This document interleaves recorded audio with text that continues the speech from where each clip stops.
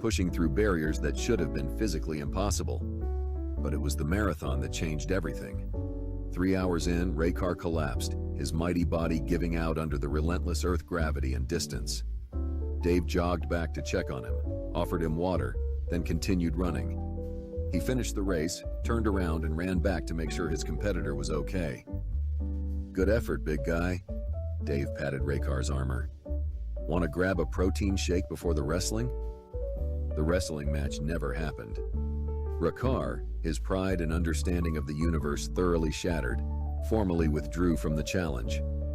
But the true revelation came during his concession speech. "We thought we were the galaxy's ultimate survivors," Raykar announced to the crowd. "We were wrong. Humans don't just survive, they thrive on adversity. They embrace it, transform it into entertainment, make it fun." Commander Raxon watched from the observation deck as humans helped Raykar to the medical tent, chattering excitedly about organizing intergalactic sports leagues and cultural exchange programs. "They're going to change everything, aren't they?" Nash asked quietly. "They already have," Raxon replied. "The galaxy's strongest species aren't those who merely survive deadly conditions. They're the ones who look at those conditions and say, 'Hey, we could make a game out of this.'" The event concluded with an impromptu barbecue. Humans and aliens mingled, sharing stories and food. Even Raykar found himself enjoying something called a chili dog, though his environmental suit's sensors strongly advised against it. As the sun set on this new era of galactic relations, Commander Raxon made one final log entry. "We thought we were the Death Worlders. Turns out we were just playing in the shallow end of the pool. Humanity doesn't just survive the impossible, they turn it into a spectator sport. The galaxy will never be the same." And maybe that's exactly what we needed. One standard galactic year after first contact, Commander Raxon sat in his favorite observation lounge aboard the Galactic Council station, watching humans revolutionize everything they touched. His personal log had become less of a formal record and more of a bewildered commentary on humanity's impact on galactic society. Personal log, final entry. "The humans have done it again. They've turned the toxic storms of Nexus Prime into what they call extreme surfing opportunities. The Nexari are simultaneously terrified and thrilled. Tourist revenue has increased 300% this quarter alone." He took a sip from his drink, some human concoction called hot chocolate that his environmental suit had finally approved after extensive modifications, and continued recording. The Juggernaut Collective's sacred combat trials have been transformed into something called the Intergalactic Olympics. Former champion Raykar is now a sports commentator with his own streaming channel. His show Smash or Pass, where he critiques various extreme sports, has become the galaxy's highest-rated entertainment program. Through the lounge window, he watched a human construction team installing what they called a zip line between space station sections. Apparently, regular transportation tubes weren't exciting enough. The Vexathor Dominion has opened their crystal caves for what humans call spelunking tours. General Nash now leads meditation retreats where humans come to experience the resonance of crystal formations. He's written a best-selling book titled Zen and the Art of Crystal Harmonics. A group of human children raced past his observation post, wearing junior environmental suits decorated with cartoon characters. Behind them, their alien classmates struggled to keep up, already exhausted from what humans considered light exercise. The education exchange programs have been interesting. Human children think zero-gravity recess is totally awesome. Their games have become so popular that the council had to establish special safety protocols for interspecies playground activities. Who knew tag could be so dangerous in 3 dimensions? Raxon adjusted his seat as the station's artificial gravity fluctuated slightly. The humans had suggested dynamic gravity zones to make exercise more challenging, because apparently regular exercise wasn't difficult enough. The humans have also revolutionized our food culture. They introduced something called fusion cuisine to the galactic community. Last week, I witnessed a juggernaut chef crying tears of joy over something called ghost pepper ice cream. The medical bay has never been busier. a notification popped up on his screen. Another human expedition requesting clearance to explore the radioactive crystal deserts of Vexithor Prime. For fun, because of course they would. The military implications have been even more dramatic. Human special forces training programs are now considered the galaxy's ultimate challenge. Even the proudest Nexari hunters struggle to complete what humans call basic training. The humans just keep encouraging everyone, calling it character building. He watched as a mixed group of species attempted human yoga in the station's recreation center. The instructor, a serene human named Sarah, was patiently explaining that no, achieving inner peace shouldn't be quite this stressful. Their influence on technology has been profound. Human engineers took one look at our safe, reliable fusion reactors and asked why they couldn't be more efficient. 3 months later, power output was up 200%. When asked how they did it, their chief engineer just shrugged and said, "We tried stuff until it worked better." Through another window, he could see the station's newest addition, a human-designed emergency response training facility. The Death Worlder Council had needed 3 separate meetings just to process the insurance requirements. The humans have even changed how we approach colonization. They call their method terraforming light. Instead of waiting centuries for perfect conditions, they just start building and adapt as they go. Their argument is, and I quote, "If we wait for ideal conditions, we'll never get anything done." A maintenance alert caught his attention. Humans had modified the station's waste recycling system again, making it 40% more efficient through what they called creative engineering. The safety board was still trying to understand how they'd done it. Perhaps most surprisingly, they've become the galaxy's foremost diplomats. Their ability to turn any conflict into a sporting event or cultural festival has prevented 3 interstellar wars so far. Last month, they resolved a century-old territorial dispute by organizing a cooking competition. Raxon checked his schedule for tomorrow. He was supposed to attend the opening of the first human-designed adventure resort on a volcanic moon. They'd somehow made an actively erupting volcano into a tourist destination. The humans have a saying, "Hold my beer." We've learned this phrase usually precedes either a brilliant innovation or an interstellar incident, sometimes both. The Council has officially classified it as a Class 3 warning phrase. He watched as a human ship docked at the station, its hull bearing scorch marks from what the crew would probably describe as a slight miscalculation during their latest exploration mission. The galaxy has changed more in 1 year of human integration than it did in the previous century. They don't just survive, they thrive. They don't just adapt, they renovate. They look at the most hostile environments we know and ask, "But can we snowboard there?" A group of mixed-species children ran past again, now playing something called Space Pirates. Their parents watched nervously as they enacted elaborate pretend battles, complete with sound effects. Looking back, we thought we were the apex of evolution, the ultimate survivors. We were so proud of our ability to endure harsh conditions. Then we met a species that turned harsh conditions into tourist attractions. Raxon finished his hot chocolate, watching as a human repair team performed what they called a routine spacewalk to fix a communications array, without safety tethers, because apparently they found it more convenient that way. Final thoughts. The humans haven't just changed our technology, our sports, or our culture. They've changed how we view the universe itself. Where we saw barriers, they see challenges. Where we saw dangers, they see opportunities. Where we saw reasons to stop, they see reasons to try harder. He added one last note as he watched a human child explain to her alien friends why jumping into a pile of cushions from the 2nd floor was totally safe if you do it right. The galaxy needed humanity, even if we didn't know it. They've taught us that survival isn't enough. You have to live, to thrive, to enjoy the challenge. They've shown us that being a Death Worlder isn't about enduring harsh conditions. It's about looking at those conditions and saying, "I wonder if we could have a party here." End log. Now, if you'll excuse me, I've been invited to something called a bungee jumping demonstration. The humans promise it's perfectly safe.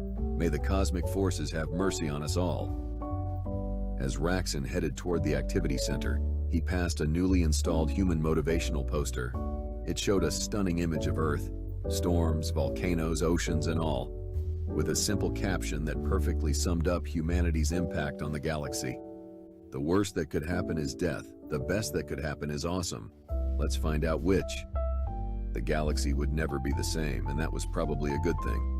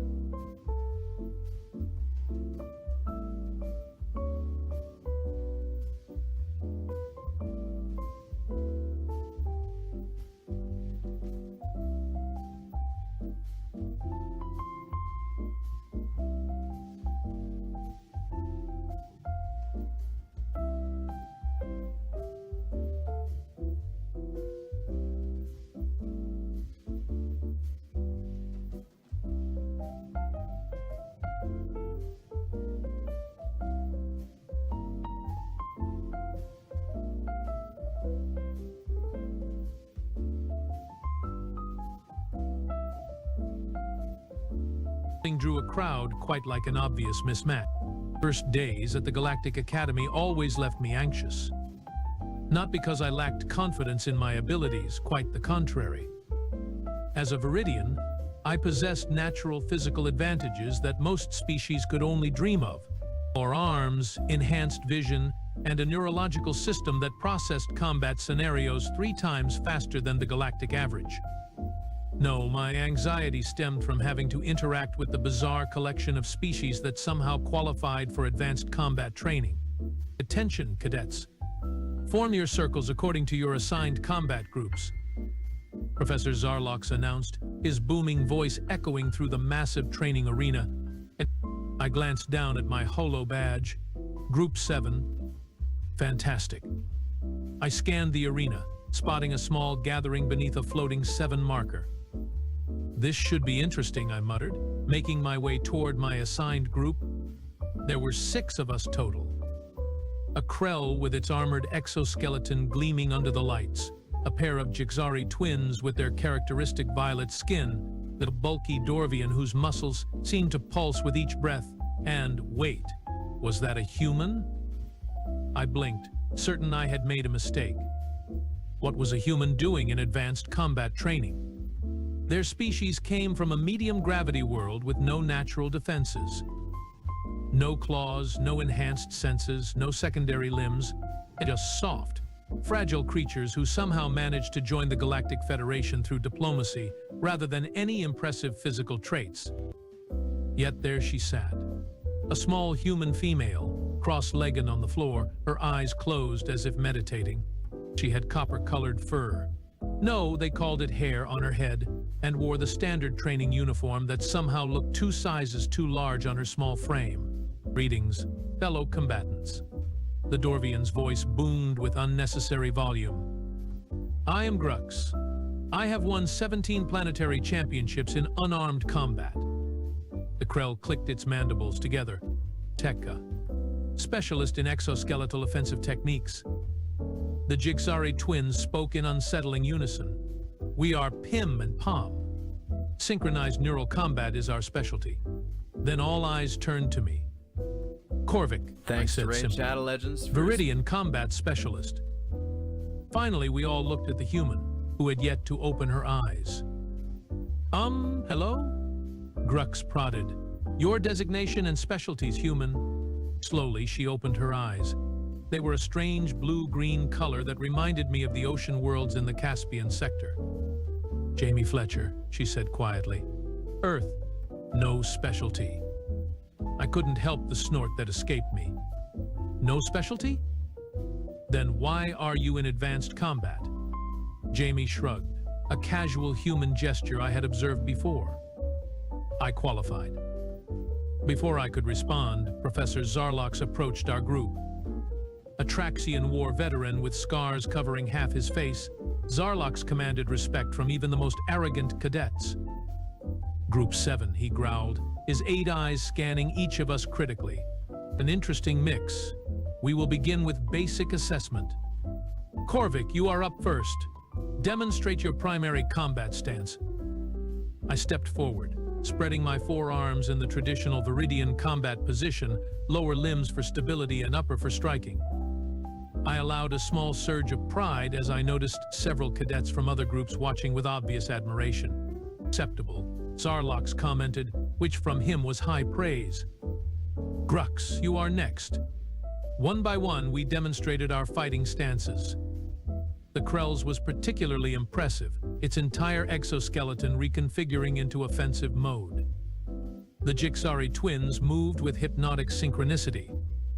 When it came to Jamie's turn, she simply stood up. Just stood there. No stance, no preparation. Nothing. Is this a joke? Zarlox demanded, his voice dripping with disdain. Human, this is advanced combat training, not basic orientation. Show me your stance. Jamie looked directly at Zarlox. This is my stance, Professor. Laughter erupted from nearby groups. Even our group couldn't contain their amusement. I felt almost embarrassed for her. Very well, Zarlox said, his voice dangerously low. If you insist on making a mockery of my class, perhaps a practical demonstration is in order. He turned to our group. Who volunteers to spar with the human? Grux's hand shot up immediately. I volunteer, Professor. I will be gentle with the earth creature. More laughter. Jamie didn't react at all. She just stood there, looking almost bored.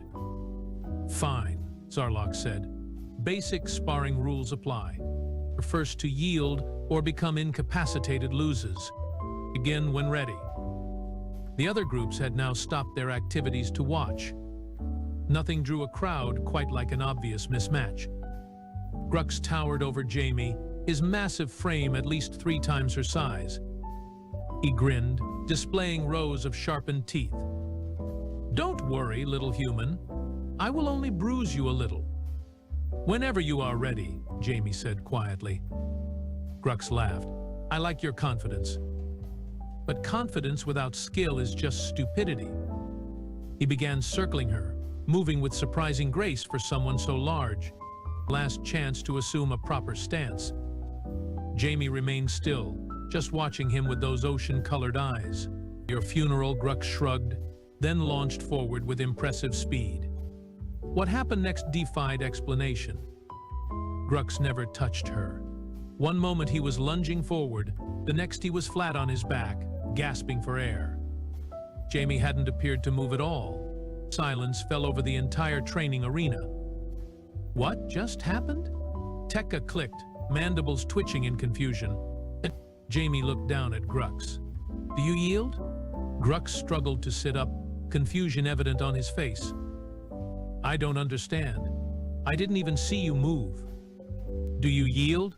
She repeated, still in that quiet, almost gentle voice. Yes. I yield, Grux stammered. Professor Zarlox pushed through our group, his 8 eyes wide with disbelief. Explain yourself, human. Jamie turned to him. You asked me to demonstrate my stance. I did. You then arranged a sparring match. I participated. What needs explaining? You didn't move. I blurted out, unable to contain myself. How did you defeat him without moving? A small smile appeared on Jamie's face. Who said I didn't move? Zarlox's expression shifted from disbelief to intense curiosity. And again he commanded. But this time he looked around the arena, then pointed at me. Korvik, you will spar with her. My heart skipped a beat.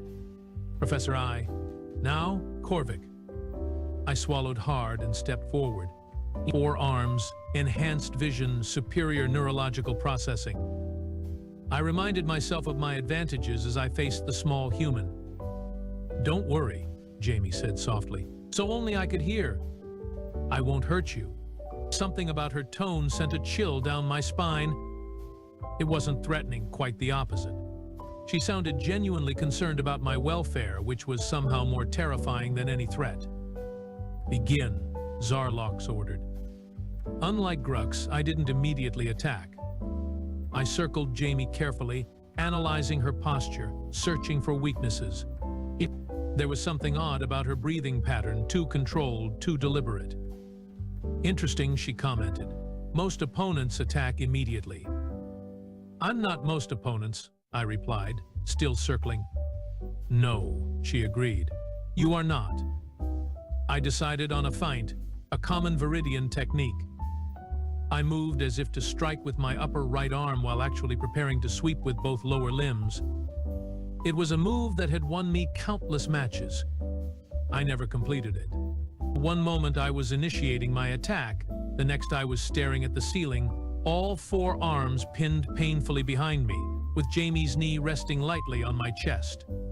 What in the name of the 7 moons? I gasped. Gasped. Do you yield? Jamie asked, her face now inches from mine. Close, I could see tiny golden flecks in her oceanic eyes. How did you? Do you yield, Korvik? She repeated, applying the slightest additional pressure to my arms. I yield, I exclaimed, feeling a mixture of shock, humiliation, and fascination. She released me immediately and offered her hand. a human gesture of assistance. After a moment's hesitation, I took it, allowing her to help me up with surprising strength. The entire arena had gone deathly quiet. Even Professor Zarlok seemed at a loss for words. "Would anyone else like to try?" Jamie asked. Looking around our group, Tekka and the Jigsari twins quickly shook their heads. "Professor," I said, finding my voice, "what exactly is her specialty?" Zarlok cleared his throat. "According to her application, gravitational adaptation combat." Gravitational what? Grux asked, having finally regained his composure. "Humans come from a death world," Zarlok explained slowly, as if just remembering this fact. "Earth has approximately 1.5 times the gravity of our standard. They have evolved under constant pressure." "So she's strong," Tekka clicked dismissively. "Many species have strength advantages." "It's not just strength," Jamie interjected. "It's efficiency of movement." "Explain," Zarlok demanded, no longer sounding dismissive but genuinely curious. Jamie looked around at all of us. "Humans evolved as pursuit predators on a high-gravity world with remarkably diverse and dangerous fauna. We don't have natural weapons like claws or enhanced senses like some species. What we have is endurance and adaptability." "That doesn't explain how you defeated 2 opponents without appearing to move," I pointed out. "I did move," she corrected. "I moved exactly as much as needed, not a millimeter more." "When you grow up on a world that constantly tries to pull you down, you learn not to waste energy." "Impossible," Grux muttered. "No one has reflexes that fast." Jamie shrugged. "It's not about speed. It's about anticipation.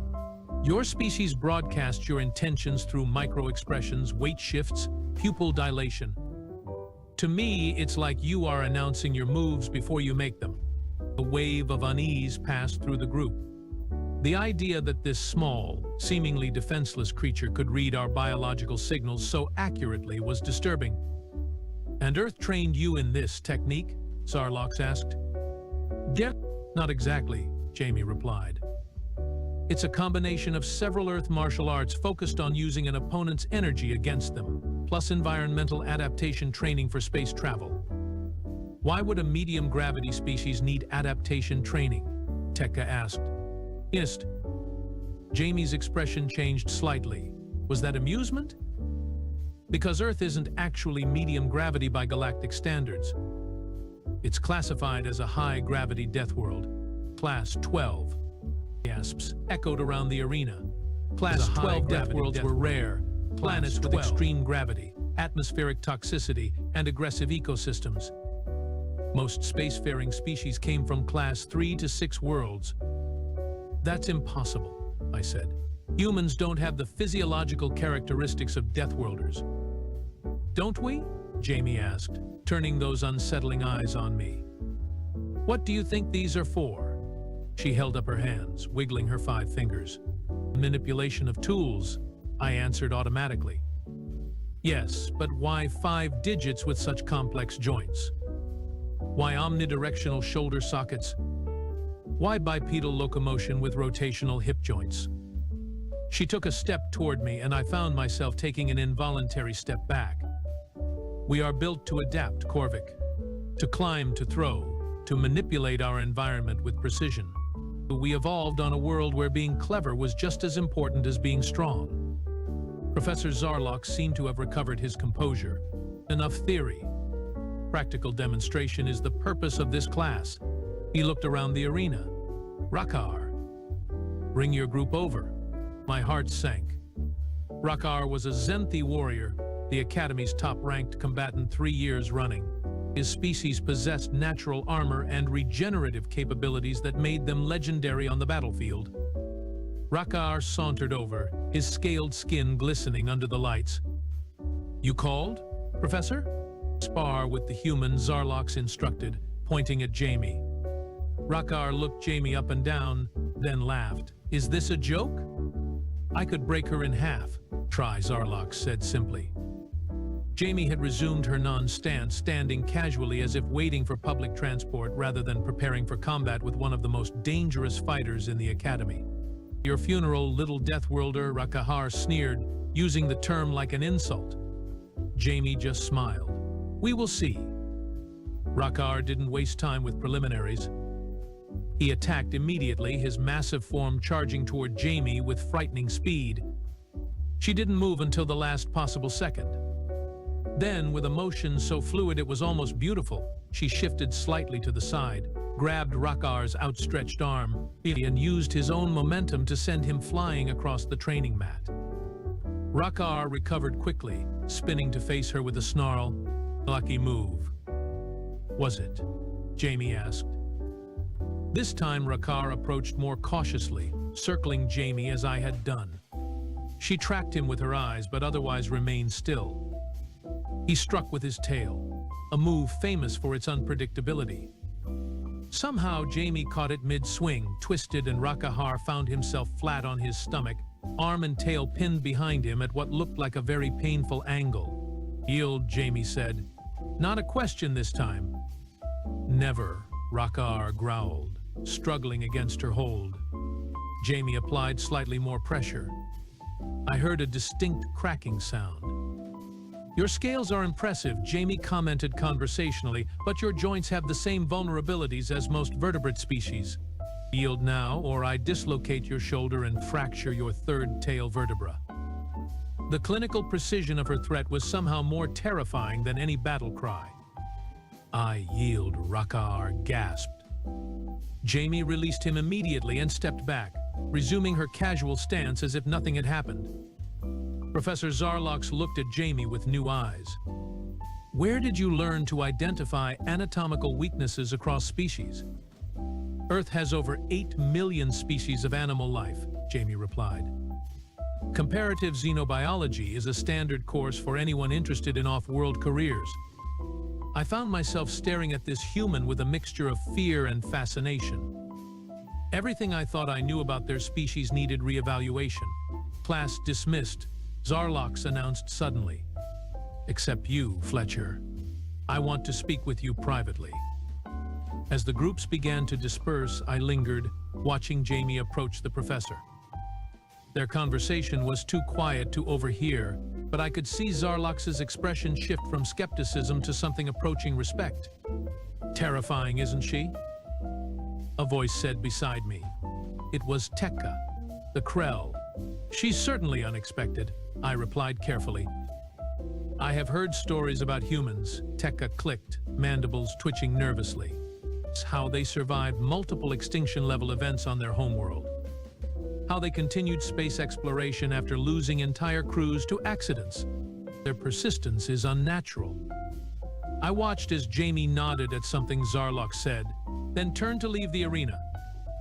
As she walked past our group, she gave a small nod of acknowledgement. See you tomorrow, she said, with that same small smile that didn't quite reach her eyes. After she left, the arena erupted in conversation. Did you see how she took down Rakahar? She knew exactly where to apply pressure. I heard humans can survive with half their blood volume. They can regrow damaged organs. They intentionally poison themselves for recreation. The rumors grew more outlandish with each passing minute. I tuned them out, my mind replaying the fights I had witnessed. Something didn't add up. I'm going to the library, I announced to no one in particular, then headed for the exit. I needed to learn more about humans, about Earth. Because one thing was becoming increasingly clear, we had severely underestimated this species. And Jamie Fletcher was just the beginning. The Academy library was eerily quiet as I hunched over the holographic display, scrolling through information about Earth. Most of what I found was standard interspecies protocol documents, trade agreements, and tourist advisories. Nothing that explained how a small human female could effortlessly dismantle the Academy's top fighters. Computer, access xenobiology files on humans. Authorization, Korvik, Combat Cadet, Level 3. The display flickered, then populated with new data. What I saw made my forearms tense involuntarily. That can't be right, I muttered, leaning closer. According to the files, humans had evolved on a planet with not only high gravity but also extreme temperature variations, atmospheric toxins, and countless predators.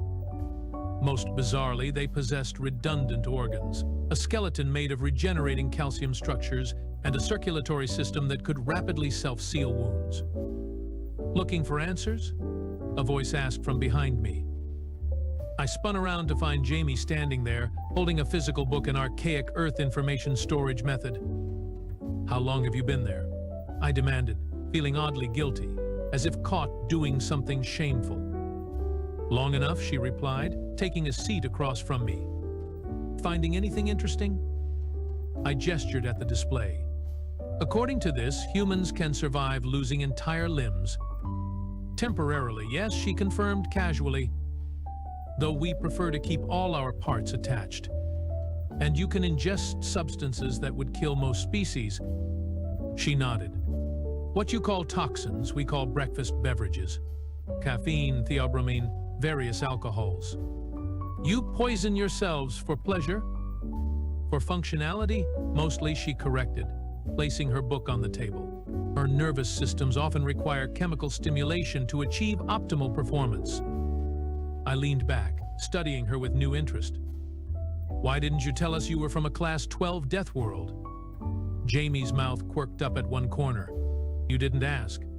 Besides, we are classified as Class 9 in official Galactic Federation documents." "A deliberate misclassification?" "A political compromise," she replied. "When Earth joined the Federation, many species were uncomfortable with our physiological capabilities. Downplaying our environmental challenges helped ease diplomatic relations." "That's deceptive," I pointed out. "That's diplomacy," she countered. "Would you have treated me differently if you'd known?" I hesitated, then nodded reluctantly. "Probably, but only because it would have been relevant tactical information." "Exactly," Jamie said, tapping her fingers on the book cover. "Humans learned early in our interstellar relations that other species respond to us with either fear or dismissal. Neither is conducive to productive cooperation." Before I could respond, my comm unit buzzed. A message from Professor Zarlok's Emergency Combat Assembly. "All cadets report immediately." "Did you get that too?" I asked Jamie. She nodded, already standing. "Let's go." We hurried through the academy corridors, joining streams of other cadets flowing toward the main combat arena. The usual chatter was absent, replaced by tense whispers and concerned glances. "Any idea what's happening?" I asked a passing Traxian. "Something about an external challenge," they replied without slowing. When we reached the arena, the scene was drastically different from our previous class. The training mats had been replaced by a single, circular platform surrounded by energy barriers. The academy officials occupied the upper observation decks, along with several beings I didn't recognize, visitors in elaborate diplomatic attire. "Attention, cadets." Professor Zarlok's voice boomed through the space. "Today we have unexpected guests. Representatives from the Crixian Empire have requested a demonstration of our combat training methods." Murmurs rippled through the assembled cadets.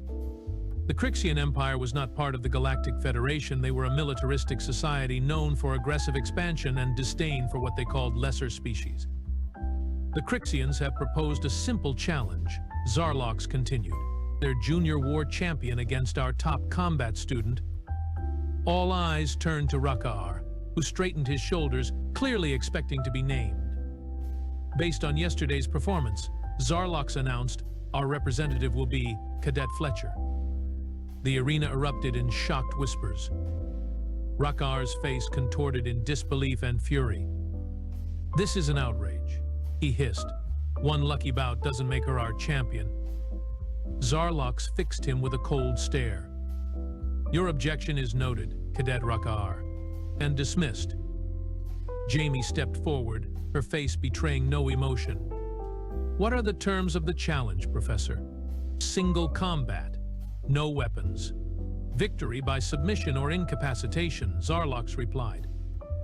"The Crixian representative will be Junior War Champion Drox." From the diplomatic section, a massive figure rose and vaulted over the railing, landing on the platform with earth-shaking force. The Crixian stood at least 7 feet tall, with gray-green scaled skin and multiple ridges of bone protecting vital areas. 4 yellow eyes surveyed the cadets with obvious contempt. This? Drox's voice rasped through translator implants. This is your champion. He pointed a clawed finger at Jamie. The soft pink creature barely looked sturdy enough to serve as a meal, let alone a worthy opponent. Several Academy officials shifted uncomfortably, but Zarlox remained impassive. Cadet Fletcher, do you accept the challenge? Jamie nodded once, sharply. I accept. As she made her way to the platform, I found myself moving through the crowd to intercept her. Are you insane? I whispered urgently when I reached her. Crixians have exoskeletal reinforcement under their scales. Their bone density is 3 times galactic standard. Jamie gave me an odd look. Are you concerned for me, Korvik? I'm concerned for the diplomatic incident when he crushes you into human paste, I retorted, though something in her calm demeanor made me wonder if my concern was misplaced. She placed a hand briefly on my upper left arm. Watch closely. You might learn something. Then she climbed onto the platform to face Drox. The size difference was almost comical. The Crixian towered over her, his massive form casting her in shadow. Combat parameters accepted, announced an automated voice. Match begins in 10 seconds. Drox dropped into a combat stance, his body language screaming aggression and confidence.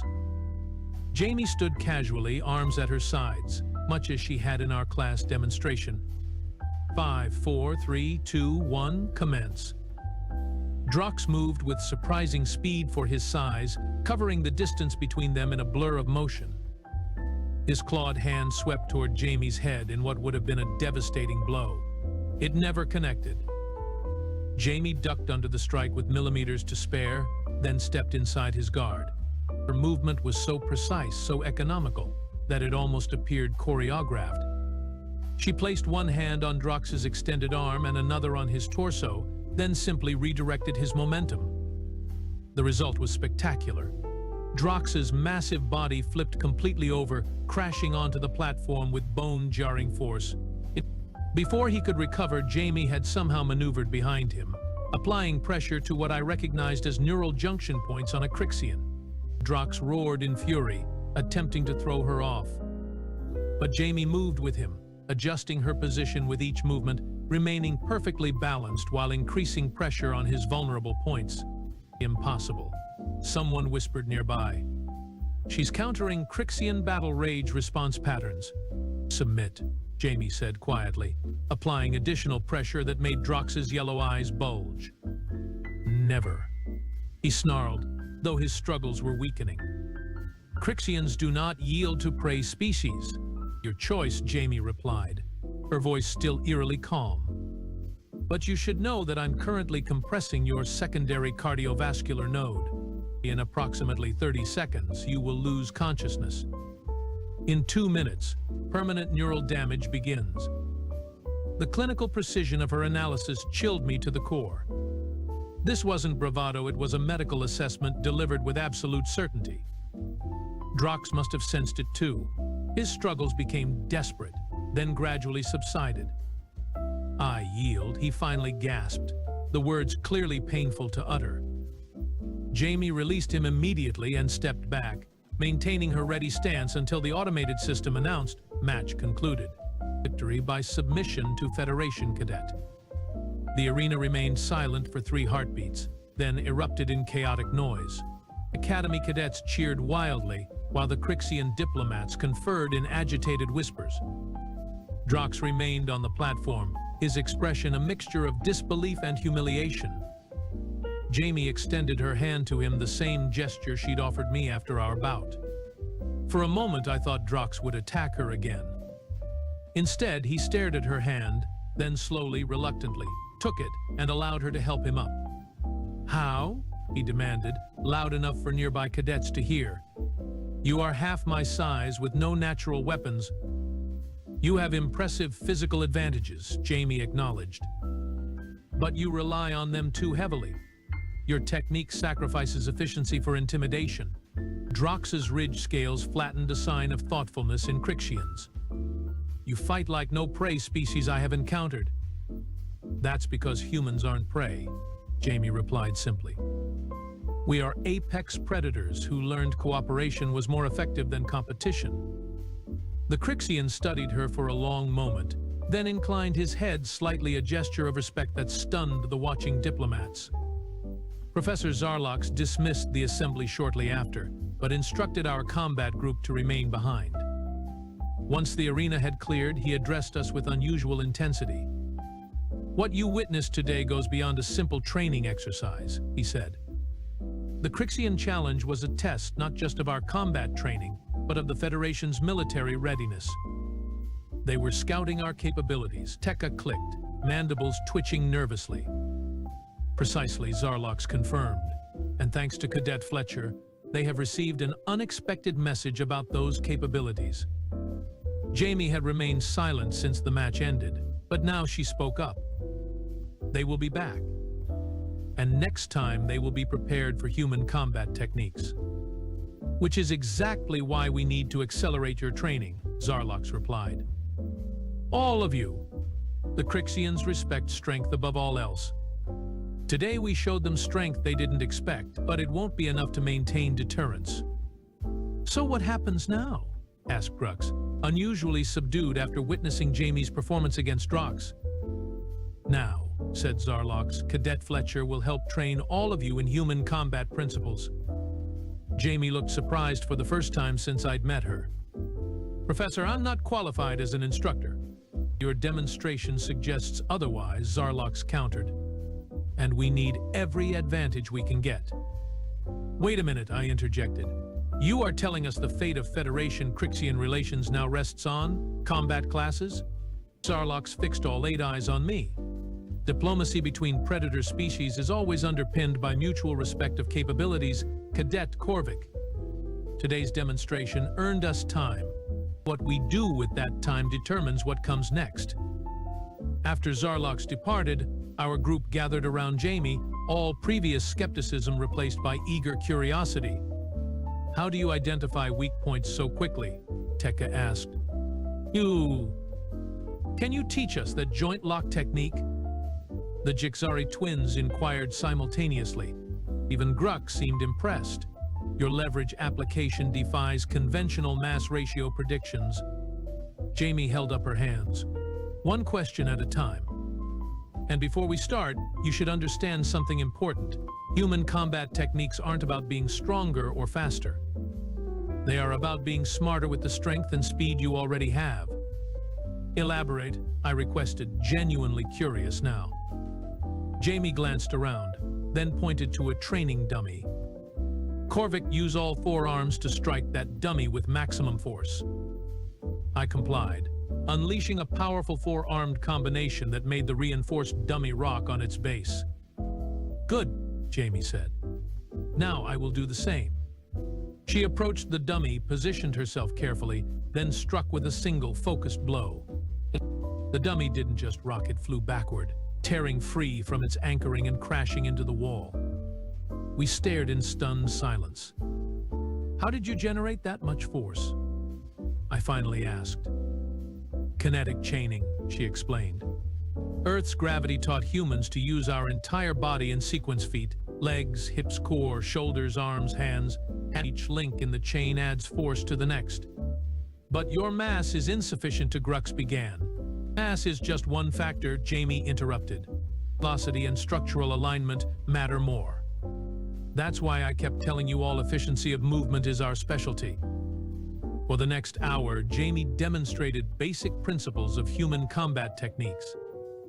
Even with my enhanced neurological processing, I struggled to grasp the subtle biomechanical concepts she described so casually. It wasn't just about striking or grappling, it was an entirely different approach to physical conflict. Humans developed thousands of combat systems over our history, she explained as we practiced. Most evolved independently in different regions of Earth, yet many arrived at similar principles. Why so many systems? Asked Pim, or possibly Pom. I still couldn't tell the Jixari twins apart. Because humans spent most of our history fighting each other, Jamie replied with surprising candor. Before we unified and joined the stars, we nearly destroyed ourselves countless times. That revelation sent a chill through the group.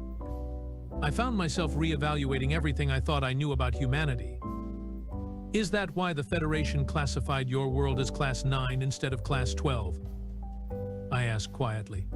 Not just your physical capabilities, but your aggressive tendencies. Jamie met my gaze directly, partly. But you are missing something important, Korvik. The same traits that made us dangerous to ourselves make us valuable as allies. How so? Tekka inquired. Because when humans commit to protecting something, Jamie said, we bring every adaptation from our death world to bear. Our redundant organs, our pain tolerance, our pattern recognition, our tool use, our endurance, everything that helped us survive Earth gets repurposed. To what end? I asked. Jamie's expression softened slightly, to ensure that those we consider under our protection never experience what we did. The constant struggle, the fear, the need to fight simply to exist. The training session continued, but my mind kept returning to that statement. I began to understand why the Crixian War champion had shown respect to Jamie after his defeat. He had recognized something fundamental about humans that the rest of us had missed. They weren't just Deathworlders.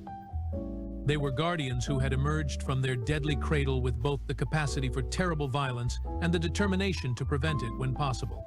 As our session ended and we prepared to leave, I approached Jamie one last time.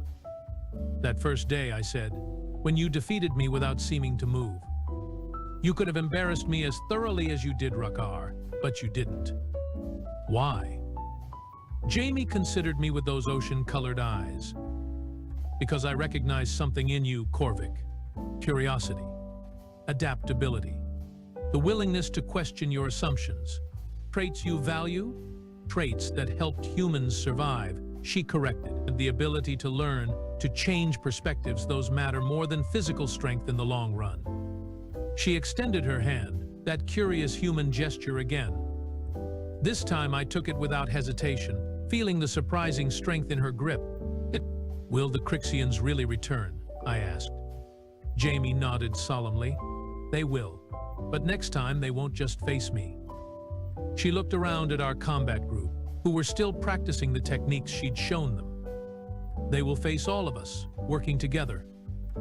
And that's something even Deathworlders fear, cooperation between species who understand each other's strengths. As I watched her walk away, I realized the true lesson of the quiet human girl who'd defeated champions without seeming to move.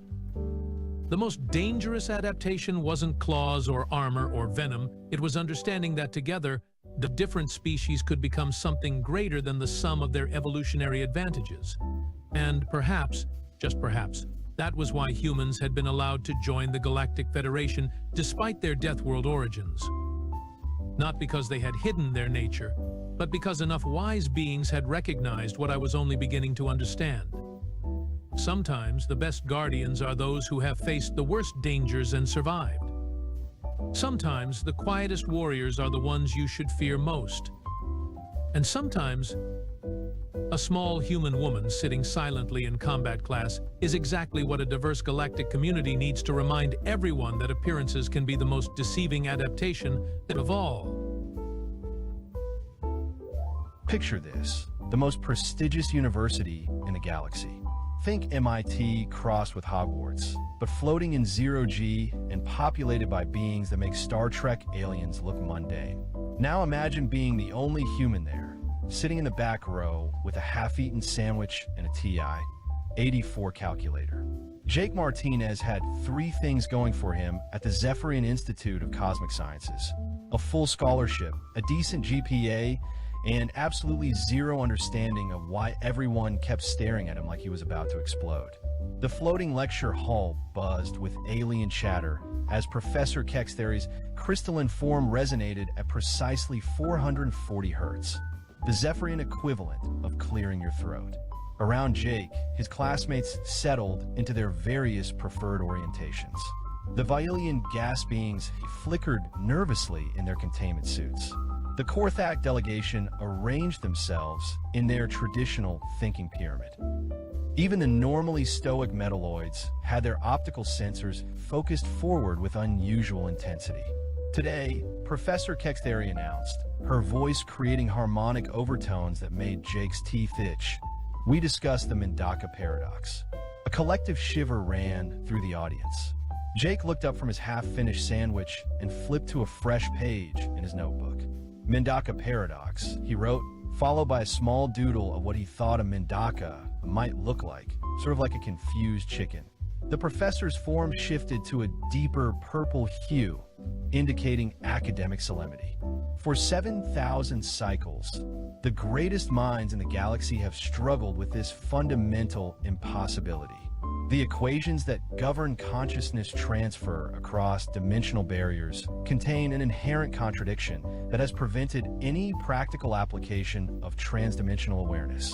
Holographic equations materialized in the air, floating in complex three-dimensional arrays. Jake squinted at them, trying to follow along. The math looked familiar, but twisted like calculus that had been fed through Google Translate several times. The core issue, Kexthery continued, is that consciousness, when projected across dimensional boundaries, creates a recursive loop. The observer observes the observer observing, creating infinite regression. Every attempt to stabilize the equation results in exponential energy requirements that would drain a star. A Velian student flickered rapidly, their species equivalent of raising a hand.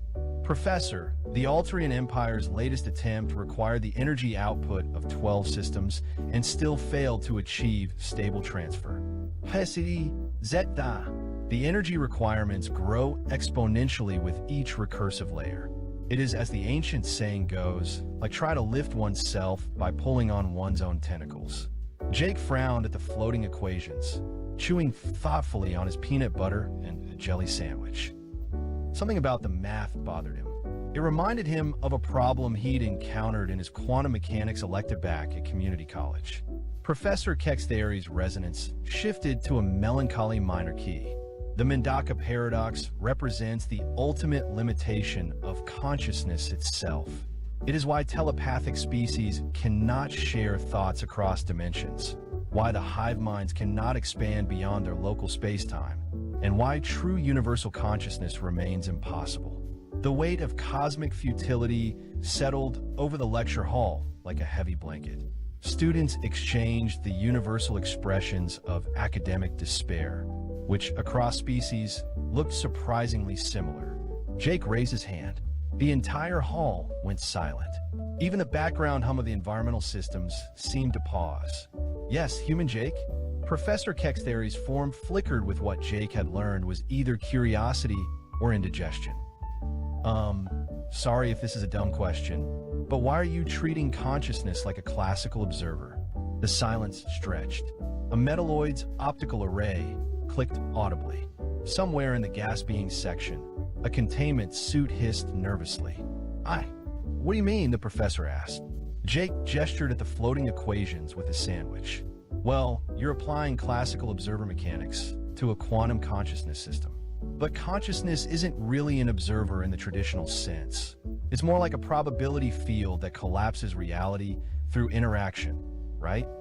Professor Kexthery's form went completely transparent, a sign of either deep thought or system failure. If consciousness is quantum, Jake continued, warming to his topic, then you don't get recursive loops because the observation itself changes the system being observed. It's like, he paused, searching for an analogy, like trying to measure your own height while you're still growing. The measurement changes what you're measuring. He pulled out his calculator and started punching in numbers.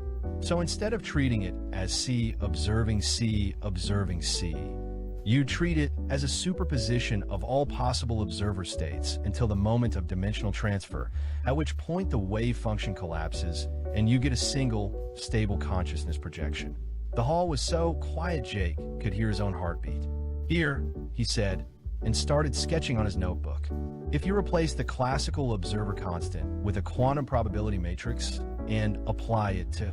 He squinted at the holographic equations, That big scary one up there with all the tentacle symbols, you get? He scribbled for a moment, cross-referenced something on his phone, and looked up. Yeah, you get a linear energy requirement. No exponential growth. Should be totally doable with like a standard fusion reactor. Jake looked around the hall at the sea of alien faces staring at him. Did I get the math wrong? Professor Kexteri's form had gone completely rigid. Her harmonic frequency had shifted to something Jake's universal translator couldn't parse, but which sounded roughly like a dial-up modem having an existential crisis. Human Jake, she said finally, her voice barely above a whisper. Are you suggesting that consciousness is quantum? Well, yeah. I mean, that's basic quantum mechanics, right? Everything's quantum at the fundamental level. I thought that was pretty well established. A Korthak in the front row made a sound like a cement mixer having a breakdown. But quantum consciousness is impossible. Consciousness requires classical observer mechanics. The unified theory of cosmic awareness explicitly states, oh, that thing. Jake flipped through his notebook. Yeah, I read that paper for my intro philosophy class. The math's wrong in section 4. They forgot to account for quantum decoherence in neural networks. The hall erupted. Students were flickering, resonating, and making various species-specific sounds of academic distress. Professor Kexteri's form was cycling through colors Jake was pretty sure weren't supposed to exist. Silence. The professor's harmonic blast rattled Jake's teeth. The hall fell quiet except for a few nervous flickers. Human Jake, she said, her voice carefully controlled. Would you please approach the calculation matrix? Jake shrugged and walked down to the front of the hall, his sneakers squeaking on the polished floor. The holographic equations towered above him, complex and intimidating. Show us, Professor Kexteri said. Jake looked at the floating math, pulled out his calculator, and started working. He made a few quick corrections to the observer variables, added what looked like a quantum decoherence factor, and simplified a couple of the more complex integrals using techniques he'd learned in Calc 2. There, he said, stepping back. That should work. The equations hung in the air transformed. Where before they had spiraled into recursive infinity, now they resolved into elegant, stable solutions. Professor Kexteri stared at the display. Then she touched her communication panel with a trembling appendage. This is Professor Kexteri at the Institute, she said, her voice tight. I need to speak with the Galactic Science Council immediately. We have a situation. Jake raised his hand again. Professor, is this going to be on the test? The violin next to him fainted, his containment suit hitting the floor with a metallic clang. 2 hours later, the Galactic Science Council was in emergency session. The Institute's Quantum Consciousness Laboratory had successfully demonstrated stable dimensional awareness transfer using Jake's modified equations. The energy requirement was exactly what he'd predicted, manageable with standard technology, asterisk. The implications were staggering. Instantaneous communication across galactic distances, shared consciousness networks spanning multiple dimensions, the complete restructuring of how the galaxy understood awareness itself, asterisk. And in the middle of it all sat Jake Martinez, eating a bag of chips and wondering if he'd get extra credit for accidentally revolutionizing the fundamental understanding of consciousness, asterisk. Professor Kexteri approached him as the emergency session continued around them. Her form had stabilized to a calm blue-green. Human Jake, she said, do you understand what you've done? Jake looked up from his chips. Solve the homework problem? You've rewritten the foundation of galactic science. Consciousness transfer, dimensional awareness, quantum telepathy, all of it is now possible because of your equations. Jake nodded thoughtfully. Cool. So, does that mean I passed the class? Professor Kexteri's form flickered with what Jake had learned was laughter. Human Jake, I believe you've just passed everything. As the emergency session dissolved into excited planning committees, and the hall filled with the excited chatter of beings contemplating a universe where consciousness itself could be shared across the stars, Jake packed up his notebook and headed for the door. He had a chemistry lab in 20 minutes, and he'd heard they were covering something called molecular bonding theory that the professor claimed was completely unsolvable. Jake smiled and patted his calculator. This was going to be a good semester. And somewhere in the administrative offices of the Zephyrian Institute, a filing clerk updated Jake Martinez's academic record. Under species classification, they hesitated for a moment, then typed, human, handle with care, asterisk. After all, if they'd learned anything today, it was that sometimes the most profound breakthroughs come from the most unexpected sources. And sometimes, just sometimes, the primitive species from the backwater planet might just have figured out things that the rest of the galaxy had been overthinking for millennia. Asterisk. Who knew that the solution to the universe's greatest mysteries could fit on a napkin and be solved with a calculator that cost $30 at Walmart? Asterisk. Commissioner Valdric Flimpnozzle had exactly 3 things in common with the black hole. He sucked the joy out of everything around him. He was incredibly dense, and nobody really understood how he'd gotten where he was. On this particular Tuesday morning, while sipping his regulation temperature beverage from his regulation-sized mug at his regulation height desk, Flimpnozzle was about to make the single worst decision in the recorded history of galactic bureaucracy. And that's saying something, considering the Galactic Safety Commission had once approved a children's toy that turned out to be a miniature neutron star. "Gentle beings," Flimpnozzle announced to his assembled staff of equally bewildered middle managers, his voice carrying the enthusiasm of someone reading a tax manual. "Today we make history." His assistant, a nervous creature called Quilbert Wobblethwaite, whose species had evolved anxiety as their primary survival trait, nearly dropped his stack of safety violation reports.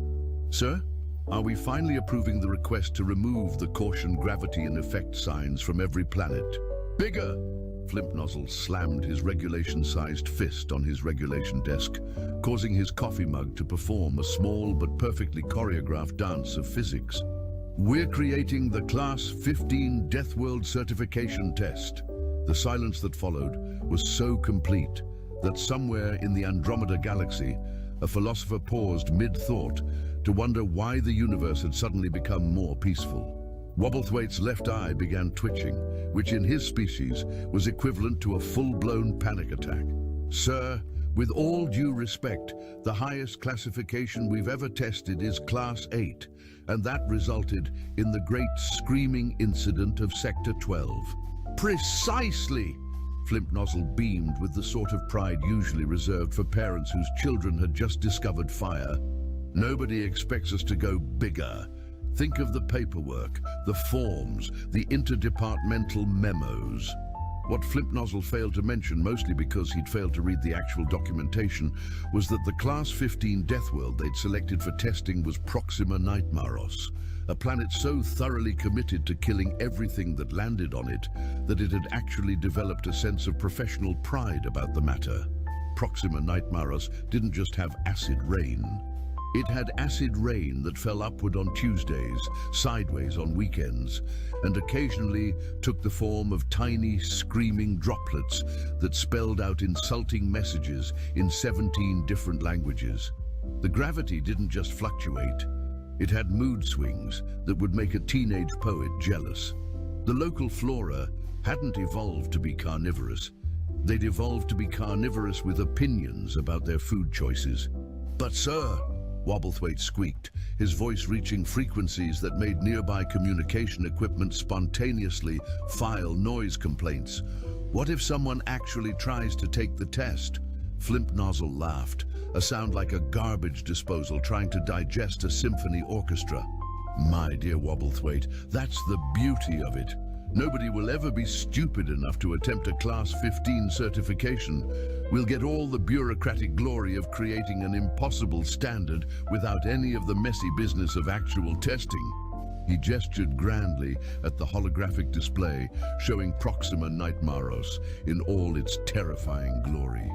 The planet was currently experiencing what the meteorological department euphemistically called a light shower of liquid malevolence, while its 3 moons competed in what appeared to be an orbital demolition derby. "We'll publish the requirements," Flimpnozzle continued, warming to his theme like a politician approaching an election year. "Hold a few press conferences, maybe commission a study group or 12, and then sit back and collect the Administrative Achievement Awards. Genius!" Wobblethwaite made a small noise that sounded like a deflating balloon trying to apologize for existing. "And if someone actually shows up wanting to take the test, then we'll politely explain that it's a theoretical exercise in bureaucratic excellence and offer them a nice cup of tea instead," Flimpnozzle replied, already mentally composing his acceptance speech for the Golden Clipboard Award. What neither of them knew, as they sat in their temperature-controlled office surrounded by filing cabinets that contained enough safety regulations to crush a small moon, was that at that very moment, approximately 17 parsecs away, Captain Mackenzie, Tank Rubberboot, was reading their newly published Class 15 Death World certification requirements with the sort of gleeful interest that most species reserved for discovering edible food. "Brilliant!" Tank shouted to her crew, causing 3 different early warning systems to activate across 2 star systems. "Look at this beauty. Acid rain, gravity fluctuations, carnivorous plants with attitude problems, atmospheric composition that changes hourly, and weather patterns designed by what appears to be a committee of angry gods. Who's in?" The enthusiastic response from her crew was so loud that it briefly interrupted subspace communications across the entire sector, causing approximately 47 alien species to simultaneously wonder if they'd left their universe's stove on. Back on the Galactic Safety Commission headquarters, Flimpnozzle was just putting the finishing touches on his presentation when his communication device made the sort of cheerful chiming sound that usually preceded really bad news. "Commissioner Flimpnozzle," came a voice so aggressively cheerful that it made children's birthday parties sound like funeral dirges. "This is Captain Tank Rubberboot of the Terran Exploration Corps. We'd like to schedule our Class 15 Death World certification test for next Tuesday. Also, do you happen to have anything more challenging available? This one looks like it might be too easy." Flimpnozzle stared at his communication device as if it had just insulted his mother, declared war on his homeworld, and eaten his lunch, all simultaneously. Wobblethwaite fainted. For exactly 14 seconds, the only sound in Commissioner Flimpnozzle's office was the gentle humming of the air recycling system and the distant sound of Wobblethwaite's consciousness departing for what it probably hoped would be a better dimension. Then reality crashed back like a freight train carrying a cargo of unwelcome news. "Did she just say it looked too easy?" Flimpnozzle whispered to his unconscious assistant, who remained diplomatically silent on the matter. The communication device, apparently deciding that the conversation wasn't quite surreal enough yet, chimed again. "Oh, and Commissioner, we've got a small request. Could you possibly add a few more moons to the orbital pattern? Our navigator, Brick Hammerstein, says the current 3-moon demolition derby looks a bit too predictable. Maybe throw in some temporal anomalies while you're at it. We'd hate for this to be boring." Flimpnozzle's left eyelid began twitching in a rhythm that coincidentally matched the distress signal frequency used by 17 different spacefaring civilizations. He stared at the holographic display of Proxima Nightmaros, where a particularly enthusiastic acid storm was currently etching what appeared to be rude gestures into the mountain ranges. "This can't be happening," he muttered, reaching for his emergency stress relief manual titled "So You've Accidentally Doomed Civilization, a Bureaucrat's Guide to Plausible Deniability." But it was happening. At that very moment, across the galaxy, word was spreading through the human colonies faster than gossip at a family reunion. The Terran News Network had picked up the story, and their headline read, "Humans find ultimate death planet. Complain it's not deadly enough. Drill." On the mining station, orbital platform, Smashy McStabface, Chief Engineer Rubble Crunchbeard was already packing his toolkit. "Class 15 Death World, eh? Sounds like my kind of Tuesday. Wonder if they need someone to fix their weather control systems. I bet I could make that acid rain really interesting. Meanwhile, on the agricultural planet New Mudville, farmer Gertie Boomcrack was harvesting her prize-winning explosive turnips when she heard the news. "Carnivorous plants with opinions," she cackled, her laugh causing a nearby flock of domesticated pterodactyls to spontaneously reorganize their flight formation. "Amateur hour. Wait until they see what my vegetables can do when they're properly motivated." Back on the commission headquarters, Flimpnozzle was frantically flipping through regulation handbooks, looking for some obscure bureaucratic clause that would let him cancel what was rapidly becoming the worst idea since someone decided to give artificial intelligence access to social media. "Wobblethwaite," he shouted at his still unconscious assistant. "Wake up! I need you to find the emergency cancellation protocol." Wobblethwaite's species had evolved the ability to remain unconscious during stressful situations as a survival mechanism. Unfortunately for Flimpnozzle, this was exactly the sort of situation that qualified. The communication device chimed a third time, and Flimpnozzle approached it with the same enthusiasm most people reserved for approaching unexploded ordnance. "Commissioner, Tank Rubberboot again. Quick question, do you happen to have any Class 16 planets available? We just reviewed the specs for Nightmaros, and honestly, it sounds like a nice vacation spot compared to my cousin Thunderbolt's backyard barbecue last summer. You should have seen what happened when she tried to grill those mutant space lobsters." Flimpnozzle made a sound like a deflating accordion being attacked by a swarm of tone-deaf bees. He looked at his career achievement awards, his perfectly organized filing system, his regulation height desk with its regulation-sized coffee mug, and realized that all of it was about to become as relevant as a chocolate teapot in a supernova. The worst part wasn't that humans wanted to take his impossible test. The worst part wasn't even that they thought it looked easy. The worst part was that somewhere in the deepest, most terrified corner of his bureaucratic soul, Flimpnozzle was starting to suspect that they might actually be right. 3 days later, Captain Tank Rubberboot stood on the observation deck of her ship, the Probably Fine, watching Proxima Nightmaros rotate slowly below them like a cosmic mood ring having an existential crisis. The planet's surface was currently a delightful shade of "oh dear God, why?" with occasional flashes of "that can't be natural." "Beautiful morning for certain death, isn't it?" she remarked cheerfully to her assembled crew, a collection of humans who had somehow managed to make suicidally optimistic into a career path. Her first officer, Lieutenant Brick Hammerstein, was a man built like a brick shithouse and about twice as intelligent as the average brick. He was currently studying the planetary scan results with the focused intensity of someone trying to solve a crossword puzzle written in hieroglyphics. "Captain, according to these readings, the planet's trying to kill us in at least 47 different ways, and that's just what we can detect from orbit." "Only 47? Tank grinned, her smile bright enough to power a small space station. "Back home, my grandmother's garden was more dangerous than that. Remember the incident with the roses?" The crew collectively shuddered. They'd all heard about Grandma Rubberboot's roses.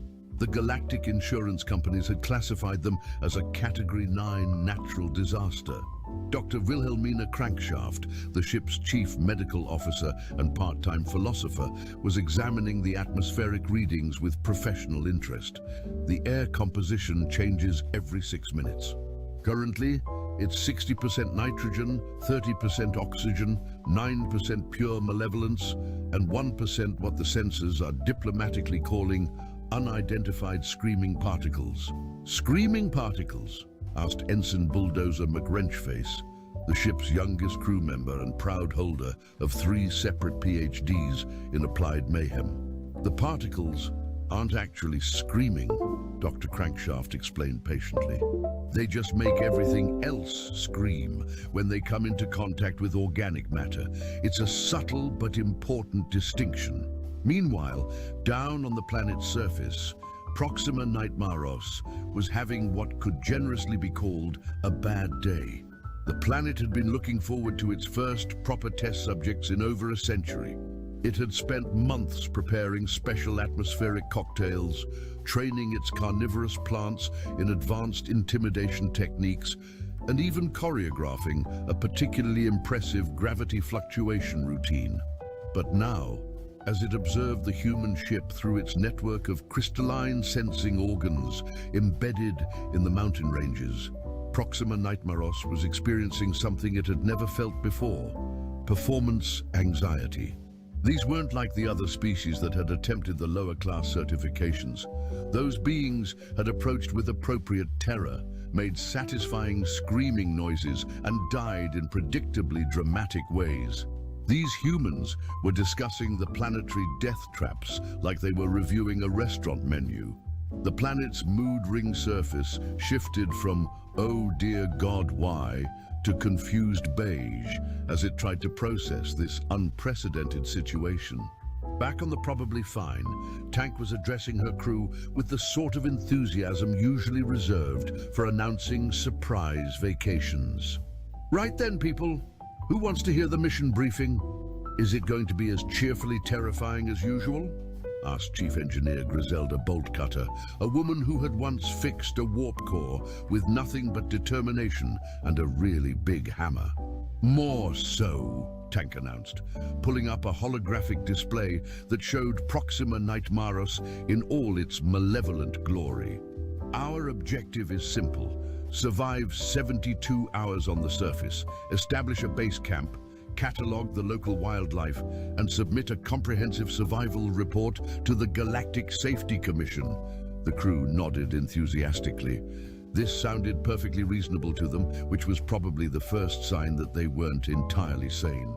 "Now," Tank continued, "according to the Commission's documentation, previous attempts at Class 8 certifications resulted in what they call immediate and spectacular organic dissolution.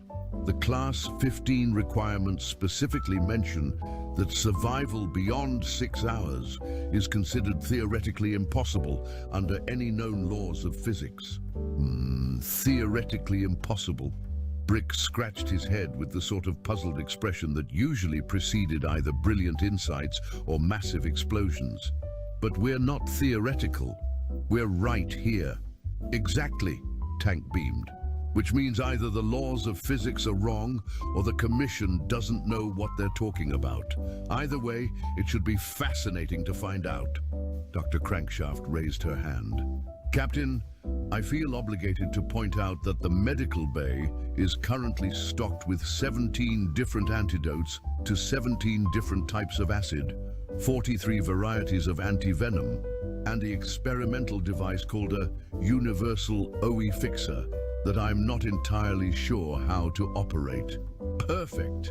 Tank clapped her hands together, causing several nearby instruments to recalibrate themselves out of sheer nervous energy. "That should cover at least 3% of what this planet can throw at us." Ensign McWrenchface raised his hand tentatively. "Captain, what about the other 97%? Tank's grin widened to the point where it was probably visible from space. "That's where the fun begins." Down on Proxima Nightmaros, the planet registered this conversation through its atmospheric sensors and experienced what could only be described as the geological equivalent of a nervous breakdown. Its carefully planned death scenarios suddenly seemed inadequate. These humans weren't just unafraid of dying, they seemed to be looking forward to it as a recreational activity. The planet's surface shifted to panic purple as it desperately began recalibrating its murder systems.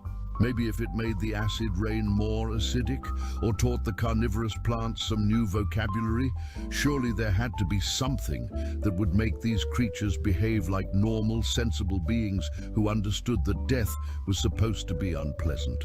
But as the human ship began its descent toward the surface, Proxima Nightmaros realized with growing horror that it might have finally met something more stubborn than itself: human optimism in the face of certain doom. The landing was what Captain Tank Rubberboot would later describe in her official report as refreshingly violent. The probably fine touched down during what Proxima Nightmaros had intended to be a welcoming committee of atmospheric lightning, gravitational anomalies, and a particularly aggressive acid storm that spelled out death threats in 12 different languages. Instead of screaming and dying as expected, Tank poked her head out of the airlock and shouted, "Wow, what a light show! Brick, are you getting this on camera? The folks back home are going to be so jealous." Proxima Nightmaros paused mid-lightning bolt, experiencing what could only be described as the planetary equivalent of a confused stutter. In over 3 billion years of existence, nothing had ever responded to its murder weather with enthusiasm. "All right, everyone," Tank announced, stepping onto the planet's surface with the casual confidence of someone walking into their own living room. "Remember the safety protocols. If you start dissolving, let someone know. If the gravity goes sideways, grab onto something heavy. And if anyone finds plants that want to have a philosophical discussion about the nature of existence before eating you, that's perfectly normal for a Tuesday." The crew filed out of the ship, each member carrying equipment that looked suspiciously like camping gear rather than survival equipment. Dr. Crankshaft had brought what appeared to be a portable tea kettle. Chief Engineer Boltcutter was carrying a toolbox and humming what sounded like a construction worker's anthem. Ensign McWrenchface had somehow managed to pack an inflatable hot tub. "Sir," Brick called out, consulting his scanner with the focused attention of someone reading a restaurant menu, "I'm detecting approximately 14 different types of toxic atmosphere. Gravity that's currently doing the cha-cha, and what the computer is classifying as aggressively carnivorous landscape features." Carnivorous landscape? Tank perked up with interest. "You mean the ground wants to eat us? That's brilliant. I've never been personally threatened by geography before." At that exact moment, the ground beneath her feet opened up to reveal what was unmistakably a mouthful of crystalline teeth, each one gleaming with the sort of malevolent hunger that usually required several years of acting school to achieve properly.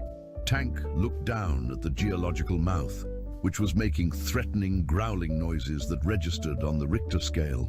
"Well, hello there. Aren't you a pretty little death trap? Yes, you are. Yes, you are." The carnivorous ground made a sound like a confused landslide. This wasn't how this was supposed to work.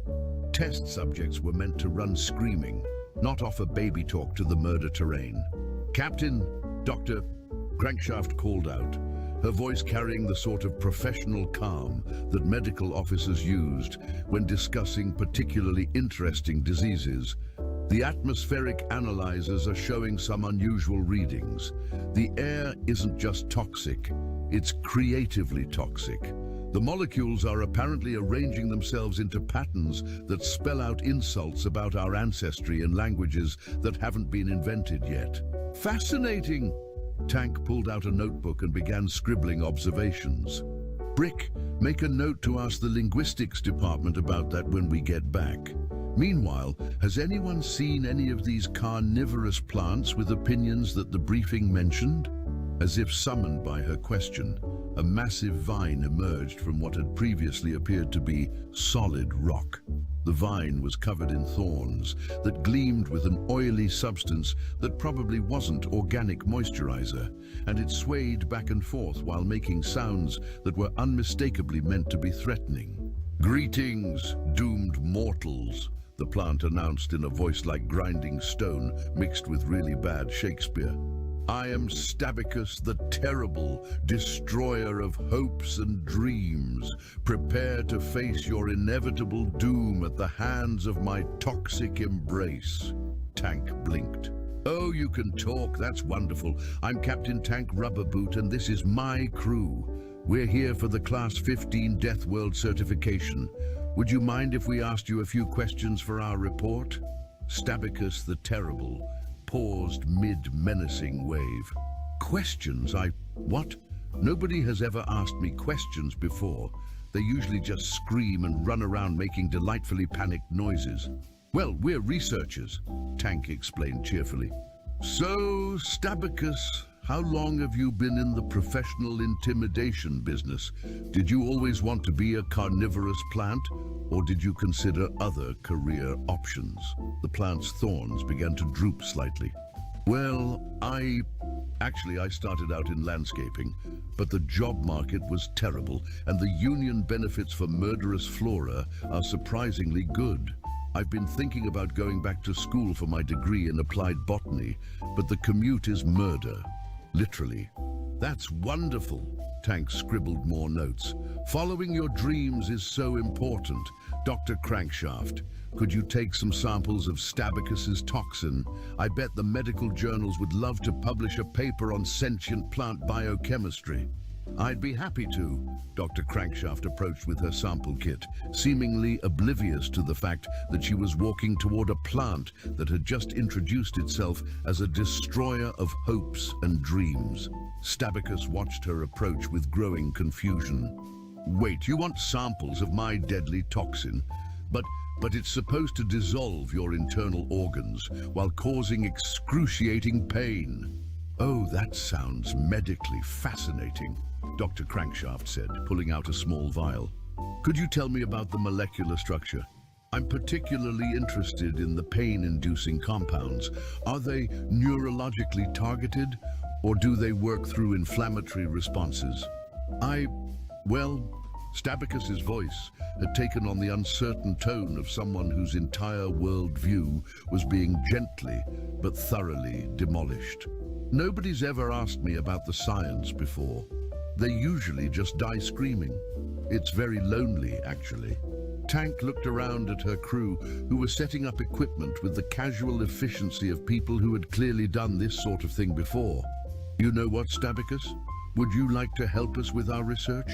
We could really use a local guide, and you obviously know the area better than anyone. Proxima Nightmaros registered this conversation through its network of sensing crystals and experienced what could only be described as a planetary scale headache. In less than 30 minutes, these humans had somehow turned its most fearsome carnivorous plant into an enthusiastic research assistant.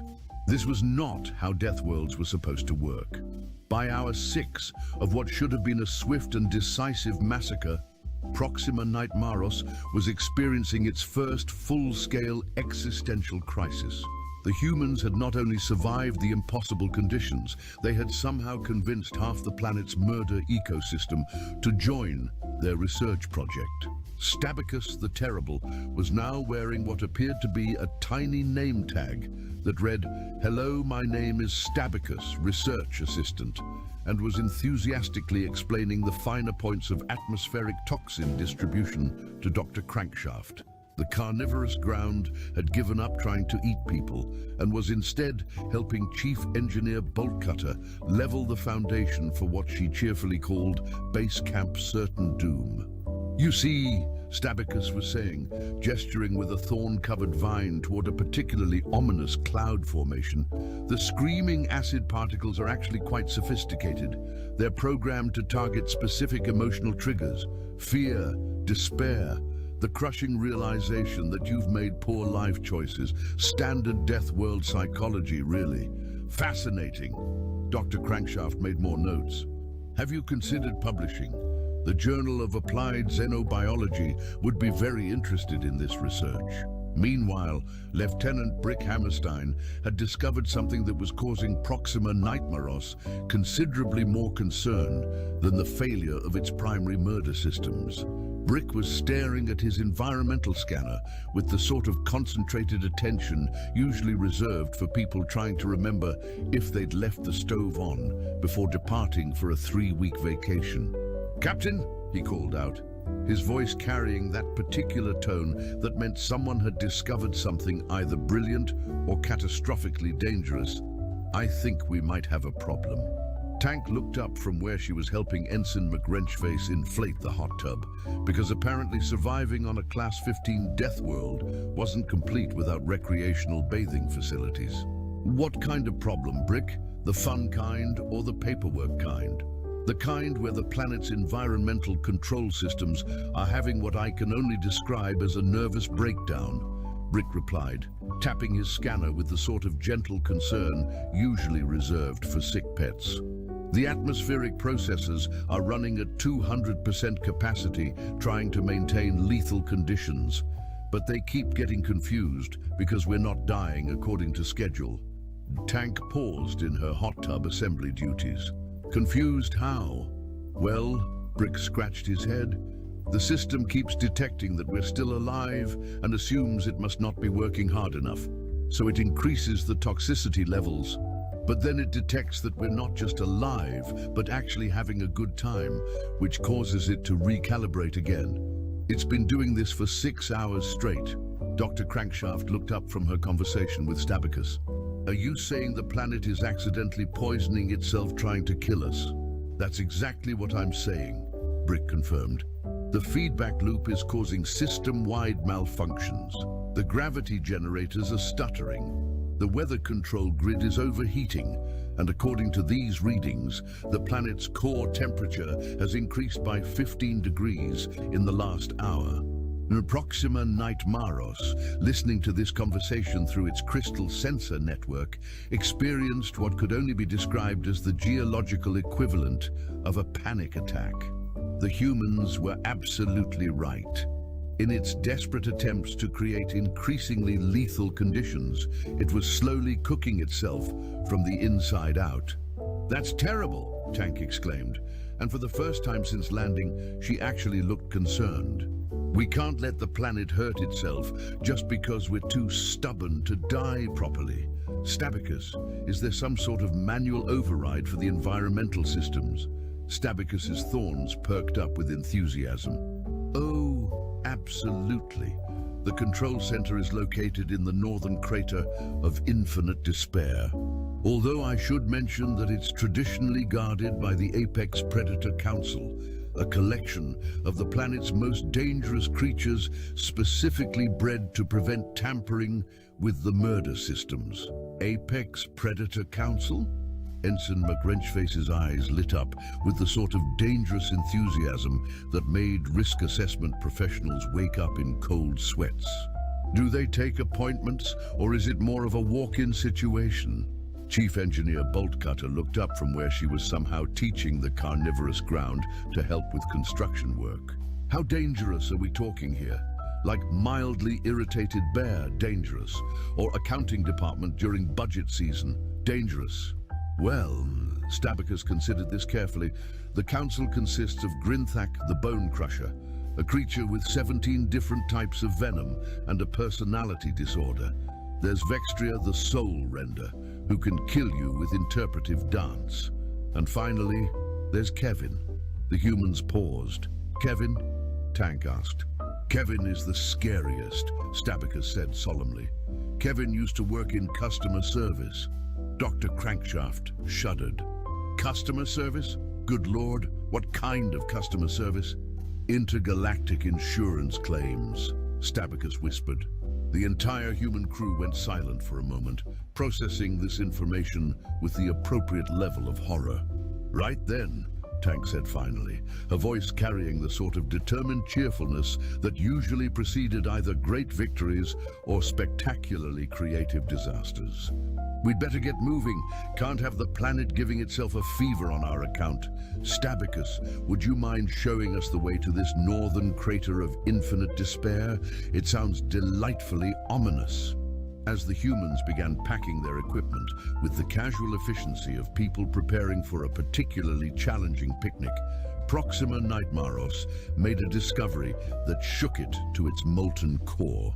Somewhere in the process of watching these impossible creatures turn its murder world into their personal research facility, the planet had developed something it had never experienced before: concern for their welfare. The realization hit with the force of a tectonic shift. It didn't want these strange, cheerful beings to get hurt trying to fix its environmental systems. It didn't want them to face the Apex Predator Council, especially not Kevin. For the first time in its 3 billion-year existence, Proxima Nightmaros was worried about someone other than itself. This was either character development or a complete system malfunction, possibly both.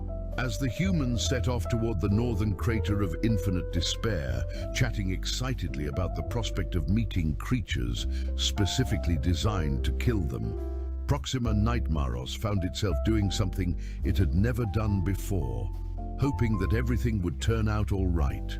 The planet's surface shifted from panic purple to what could only be described as nervous but optimistic teal, a color that had never appeared in its emotional spectrum before and probably shouldn't have been geologically possible. Deep in its molten heart, Proxima Nightmaros was beginning to suspect that these humans weren't just surviving its death world conditions, they were changing the very nature of what it meant to be a death world at all. The journey to the northern crater of infinite despair took them through what Stabicus cheerfully called the Valley of Certain Death and Moderate Inconvenience. The landscape was a masterpiece of hostile design, crystalline spires that hummed with lethal energy, pools of acid that bubbled with malicious intent, and gravity wells that switched directions every few meters just to spite anyone trying to walk through them. The humans treated it like a nature hike. "Oh, look at those lovely crystal formations," Tank exclaimed, pointing at a cluster of minerals that were actively trying to emit death rays. "Brick, are you getting geological samples? The University Geology Department is going to flip when they see these." Lieutenant Brick Hammerstein was indeed collecting samples, despite the fact that the crystals kept attempting to disintegrate his sample containers. "The mineral composition is fascinating, Captain. These crystals appear to be powered by pure concentrated malevolence. I've never seen anything like it." Dr. Crankshaft had stopped beside one of the acid pools and was taking atmospheric readings with professional enthusiasm. The chemical composition of this acid is remarkable. It's not just corrosive, it's actually personally offended by organic matter. The molecules seem to have developed individual grudges. Chief Engineer Boltcutter was examining the gravity wells with the sort of technical interest usually reserved for particularly challenging mechanical problems.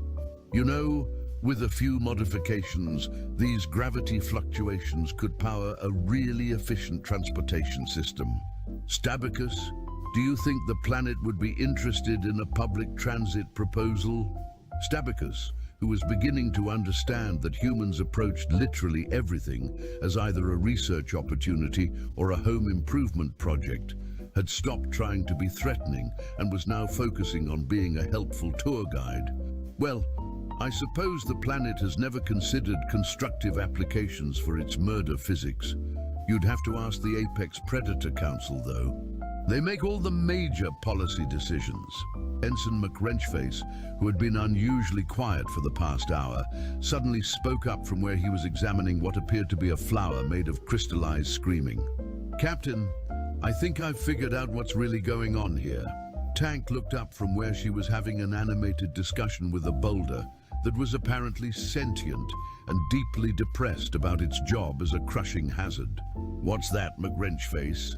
"This planet isn't really trying to kill us," he said, his voice carrying the sort of certainty that usually preceded either brilliant discoveries or massive explosions. "It's trying to communicate with us. All these death traps, the environmental hazards, the carnivorous landscape features, they're not murder systems. They're the planet's way of trying to interact with visitors." The entire group stopped walking. Even the actively homicidal landscape seemed to pause in its attempts to be lethal. "Think about it," McWrenchface continued, warming to his theme. "Proxima Nightmaros has been alone for billions of years. No visitors, no conversation, no social interaction whatsoever. Then species start showing up for these certification tests, and what happens? They run away screaming or die immediately. The planet never gets a chance to actually talk to anyone." Tank stared at him. "You're saying the planet has been accidentally killing everyone because it's lonely?" "Exactly," McWrenchface grinned. "It's like a cosmic scale case of social anxiety. The planet gets so excited about having visitors that it accidentally overwhelms them with enthusiasm. The death traps aren't meant to be fatal, they're meant to be impressive." Stabicus's thorns were practically vibrating with excitement. That actually makes perfect sense. I always wondered why the murder system seemed so over the top.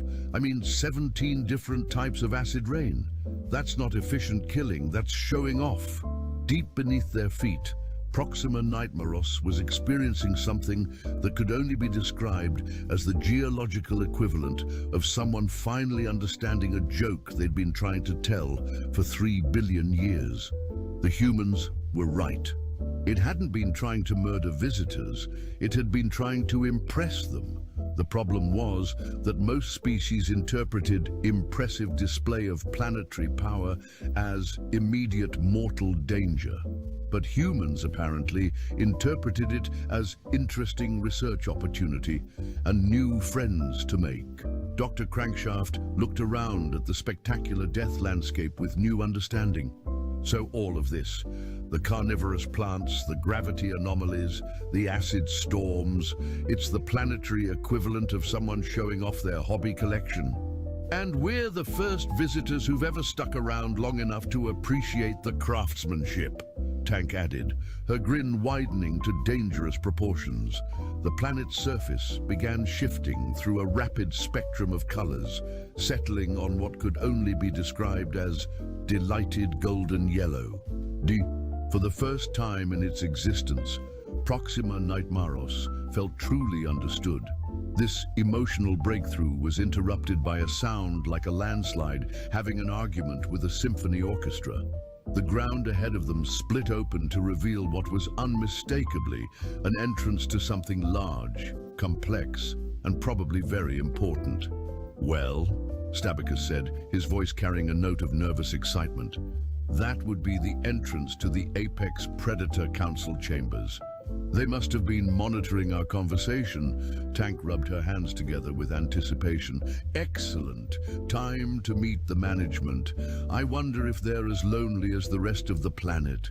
As they approached the massive entrance, carved into the living rock and decorated with what appeared to be motivational posters featuring images of various creative ways to die, Ensign McWrenchface made another observation. "Captain, if I'm right about the communication theory, then the Apex Predator Council isn't really a group of monsters designed to kill intruders. They're probably the planet's attempt at creating the ultimate welcoming committee." "A welcoming committee?" Brick asked, studying his scanner readings. "But Stabicus said they include creatures with 17 types of venom and someone who can kill with interpretive dance." "Well," Tank said thoughtfully, "have you ever seen interpretive dance? If it's done really well, it can be quite overwhelming. Maybe that's the point." Stabicus was looking increasingly excited about this new perspective on his world. "You know, Grinthak the Bone Crusher has always been very proud of his venom collection. He's constantly trying to show it off to visitors, but they usually die before he can explain the subtle differences between his recreational toxins and his formal occasion poisons." "And Kevin?" Dr. Crankshaft asked. "Kevin genuinely loves helping people solve their problems," Stabicus admitted. "It's just that his customer service experience has given him a very thorough approach to gathering information. He asks a lot of questions." As they stepped through the entrance into the council chambers, Tank turned to her crew with the sort of expression that usually preceded either diplomatic breakthroughs or international incidents. "Right then, everyone. Remember, we're not here to fight the ultimate apex predators. We're here to meet the planet's social committee and help them learn more effective communication techniques." Behind them, the entrance sealed shut with a sound like destiny clearing its throat. Ahead of them, in the depths of the northern crater of infinite despair, something very large was approaching with what sounded suspiciously like enthusiastic footsteps. The council chamber was a magnificent display of architectural intimidation that had clearly been designed by someone with a PhD in applied terror and a minor in interior decorating.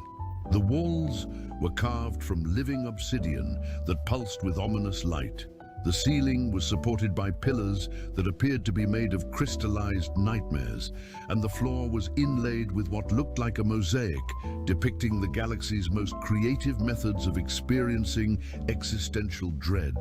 It was, Tank had to admit, quite impressive. "Wow!" she exclaimed, her voice echoing through the chamber with inappropriate cheerfulness. "This is absolutely gorgeous. The attention to detail is incredible. Stabicus, who designed this place." Stabicus's thorns perked up with pride. "Oh, that was Grinthak. He has a degree in intimidating architecture from the University of Cosmic Horror. He spent 3 centuries on this project. Nobody's ever complimented it before. Usually they're too busy screaming." At that moment, the source of the enthusiastic footsteps revealed itself. Grinthak the Bone Crusher emerged from the shadows, and he was indeed an impressive sight.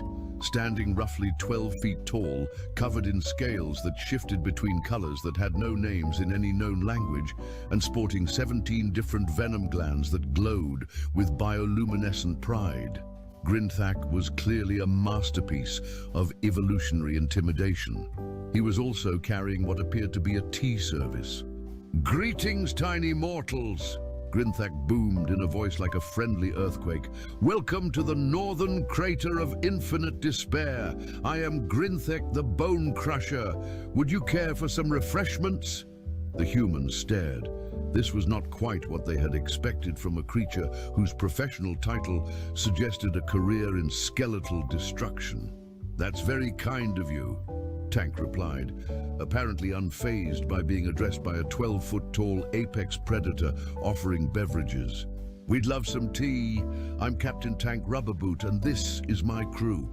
We're here about the environmental control systems that are giving the planet a fever." Grinthak's eyes lit up with what could only be described as delighted surprise. "Oh, wonderful. Nobody's ever accepted my hospitality before. I've been practicing my hosting skills for centuries, but previous visitors always seemed to expire before we could get to the refreshment portion of the encounter." He began setting out delicate china cups with claws that could have carved through starship hulls. "I do hope you'll try my special blend.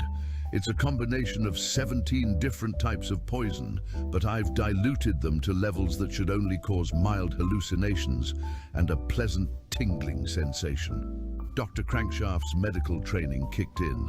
"How mild are we talking here, and what sort of hallucinations?" "Oh, mostly just seeing colors that don't exist, and occasionally hearing the voices of ancient cosmic entities discussing their favorite recipes," Grinthak replied cheerfully. "Very mild. Last time I tested it, the hallucinations only lasted 6 months." Chief Engineer Boltcutter accepted a cup with the casual confidence of someone who had once accidentally drunk hydraulic fluid and found it refreshing. "6 months? That's nothing. I once had a bout of food poisoning that lasted 8 months after eating at that cantina on Zeta Reticuli Prime." Grinthak's massive frame practically vibrated with excitement. "Really? Oh, you simply must tell me about that.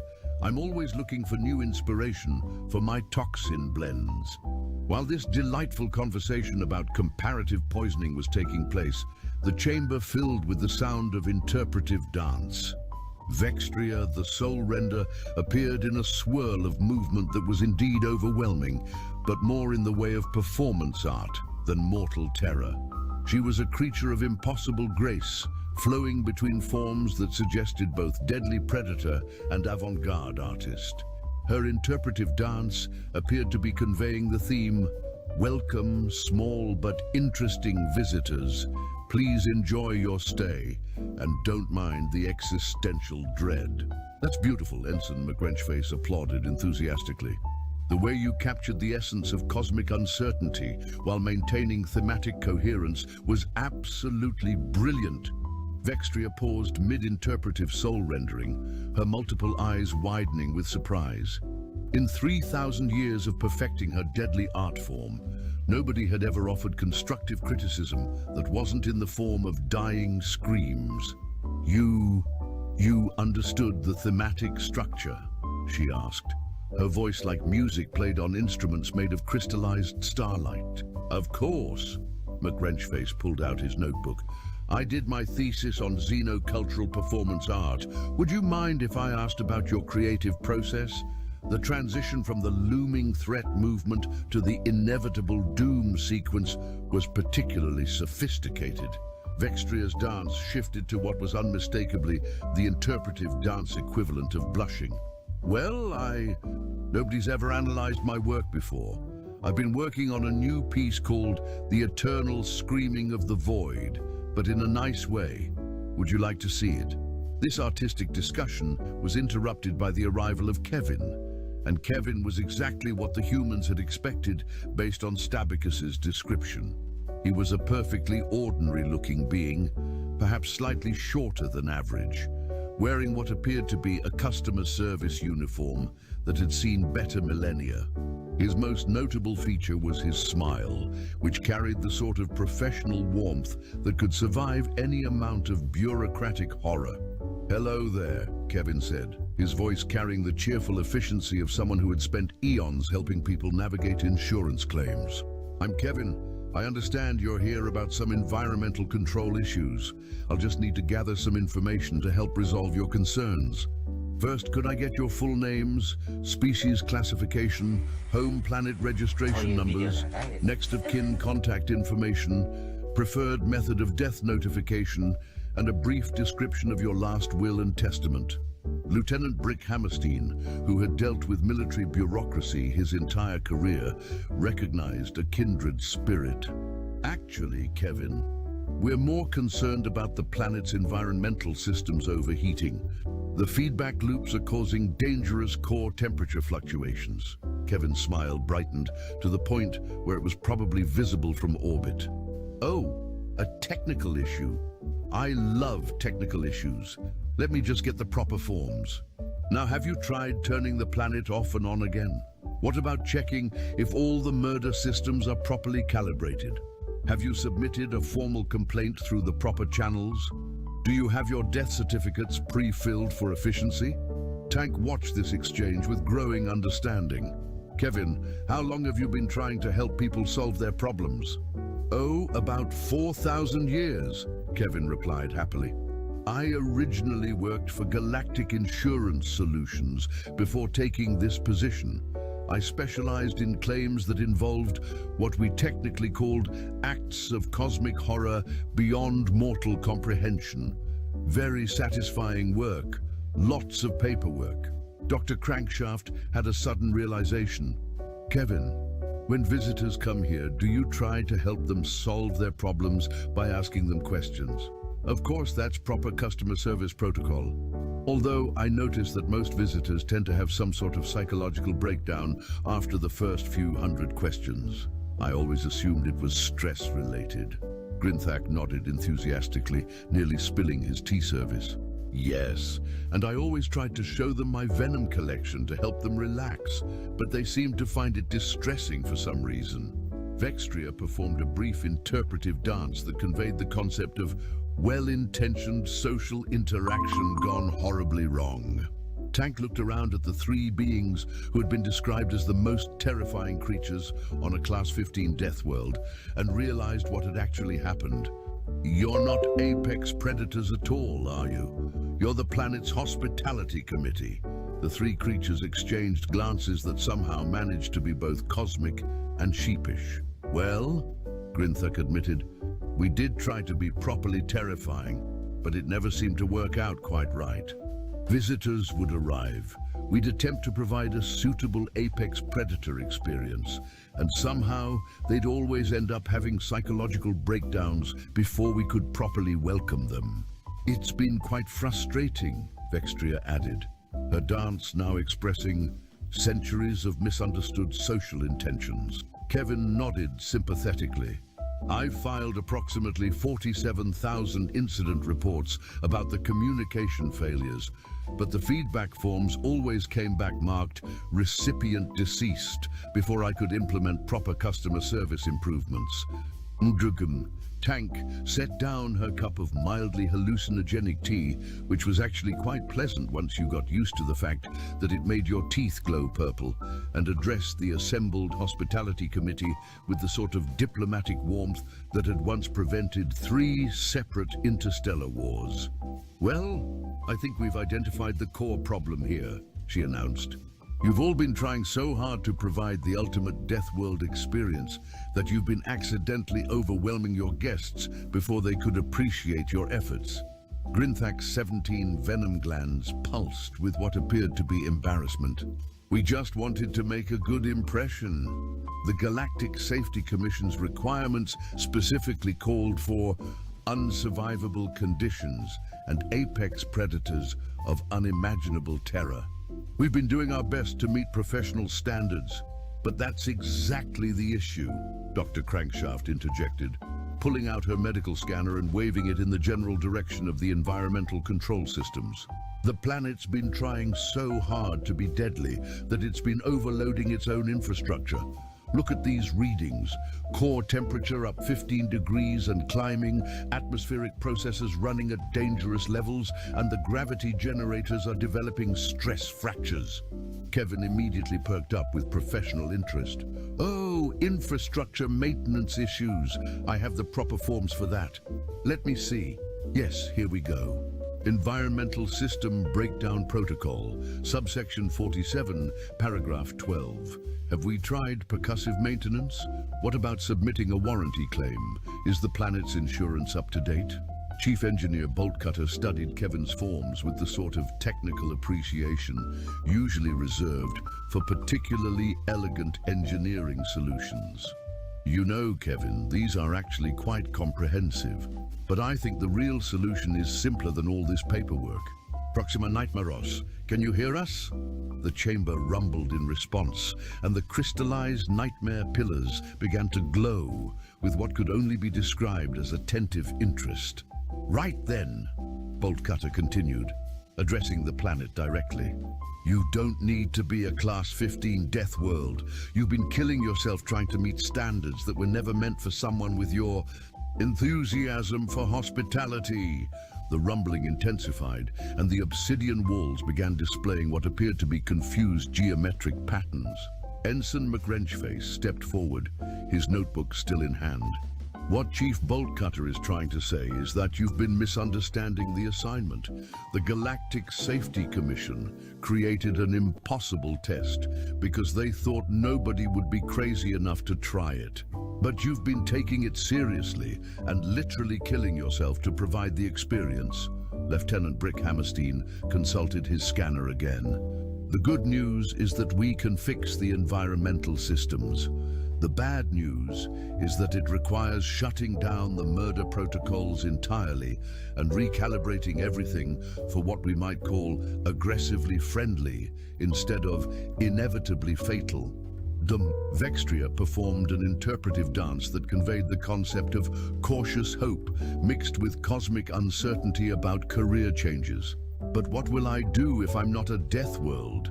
The planet managed to communicate through a series of seismic vibrations that Kevin immediately began translating into the proper forms. "I've been a Death World for my entire existence. It's the only identity I've ever known." Tank grinned with the sort of dangerous enthusiasm that usually preceded either brilliant solutions or spectacular disasters. "That's the beautiful part. You don't have to stop being impressive, you just need to be impressive in a different way. Instead of being the galaxy's most dangerous planet, you could be the galaxy's most interesting planet." Grinthak's massive head tilted in confusion. "Interesting how?" "Think about it." Tank gestured expansively, nearly knocking over Kevin's carefully organized paperwork. "You have carnivorous plants with graduate degrees in philosophy, gravity wells that could power transportation systems, atmospheric chemistry that's so advanced it can insult people in languages that haven't been invented yet, and the most knowledgeable hospitality committee in 3 sectors of space." Dr. Crankshaft caught on immediately. "You could be a research station. Scientists from across the galaxy would come here to study your unique ecosystem." Anthropologists would want to interview your flora. Engineers would beg to examine your gravity manipulation technology. And, Ensign McWrenchface added excitedly, artists would come here specifically to study Vextria's interpretive dance techniques. Do you have any idea how rare it is to find someone who can convey the existential nature of cosmic What if your bed horror could through save your movement? life? The moment Vextria's it detects dance violent shifted to what was vibrations. unmistakably the interpretive equivalent of excited squealing. Kevin looked up from his forms with growing excitement. And think of all the customer service opportunities. Instead of death certificates, I could be processing research permits, visitor accommodations, equipment rental agreements. The paperwork possibilities are endless. Stabicus, who had been quietly observing this entire exchange, suddenly spoke up. You know, I've always wanted to teach. Do you think there might be opportunities for carnivorous plant education programs? Absolutely, Tank exclaimed. Stabicus, you could establish the galaxy's first university program in applied botanical intimidation. Students would come from everywhere to learn from you. The chamber began to vibrate with what sounded suspiciously like planetary laughter. The walls shifted through a rapid spectrum of colors, finally settling on optimistic rose gold with undertones of excited possibility. Nah, but what about the Galactic Safety Commission?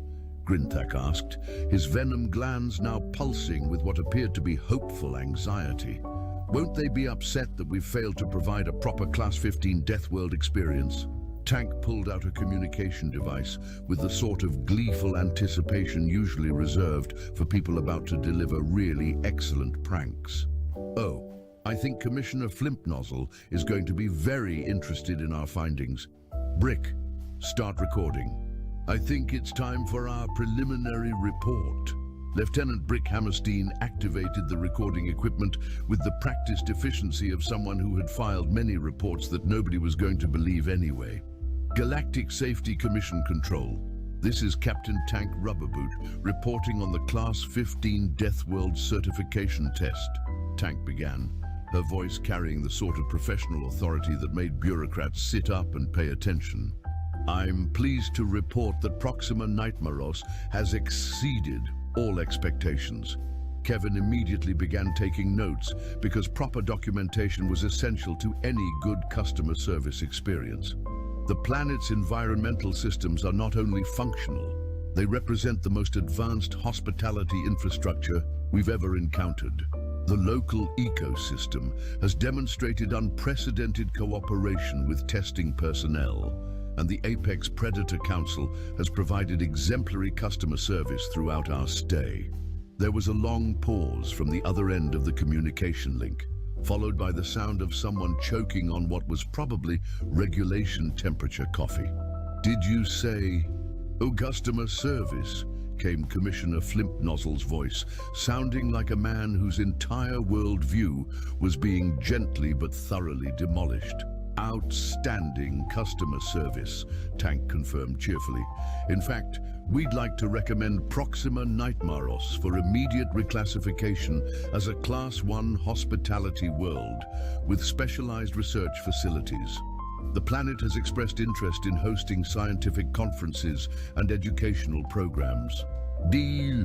The sound that came through the communication device could only be described as the bureaucratic equivalent of a complete system crash. Furthermore, Tank continued, clearly enjoying herself, we'd like to request permission to extend our stay indefinitely. The research opportunities here are unprecedented, and frankly, this is the most comfortable field assignment any of us have ever experienced. Comfortable? Flimpnozzle's voice cracked like a whip made of pure disbelief. You're on a Class 15 Death World. Well, Tank replied, glancing around at Grinthak's tea service, Vextria's ongoing interpretive dance performance, and Kevin's enthusiastic paperwork organization, that's really more of a philosophical question at this point. 6 months later, the planet formerly known as Proxima Nightmaros had undergone what could only be described as the most successful career change in galactic history. The newly christened Proxima Hospitalis had become the most sought-after research destination in 3 sectors: with waiting lists longer than most species' evolutionary timelines. The transformation had been nothing short of miraculous. Where once there had been acid storms designed to dissolve hope itself, there were now atmospheric chemistry laboratories where the planet's advanced molecular engineering was being studied by xenochemists from across the galaxy.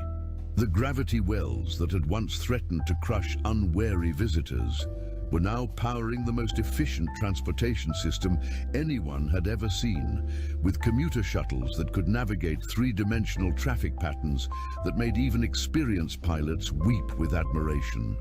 Commissioner Valdric Flimpnozzle stood in what had once been the northern crater of infinite despair, which was now officially designated as the Proxima Hospitalis Conference Center and Philosophical Discussion Venue. He was holding a cup of Grinthak's latest tea blend, something called mildly existential morning boost with hints of cosmic uncertainty, and trying to process how his career in bureaucratic excellence had somehow resulted in the galaxy's most successful hospitality revolution. "I still don't understand how this happened," he muttered to his assistant, Quilbert Wobblethwaite, who had developed a nervous tic that caused him to spontaneously file imaginary paperwork whenever he was confused. "Well, sir," Wobblethwaite replied, shuffling through a stack of visitor satisfaction surveys that showed ratings so high they were probably violating several laws of statistics. Apparently, when humans encounter impossible situations, they don't have the courtesy to die. Instead, they make friends with the situation and convince it to pursue a more fulfilling career path. Nearby, Dr. Wilhelmina Crankshaft was leading a tour group of medical researchers through Stabacus's newly established Center for Advanced Botanical Psychology and Aggressive Horticulture. Stabacus had traded his intimidating thorns for a professorial demeanor and was currently explaining the philosophical implications of carnivorous plant consciousness to a group of xenobiologists who were frantically taking notes.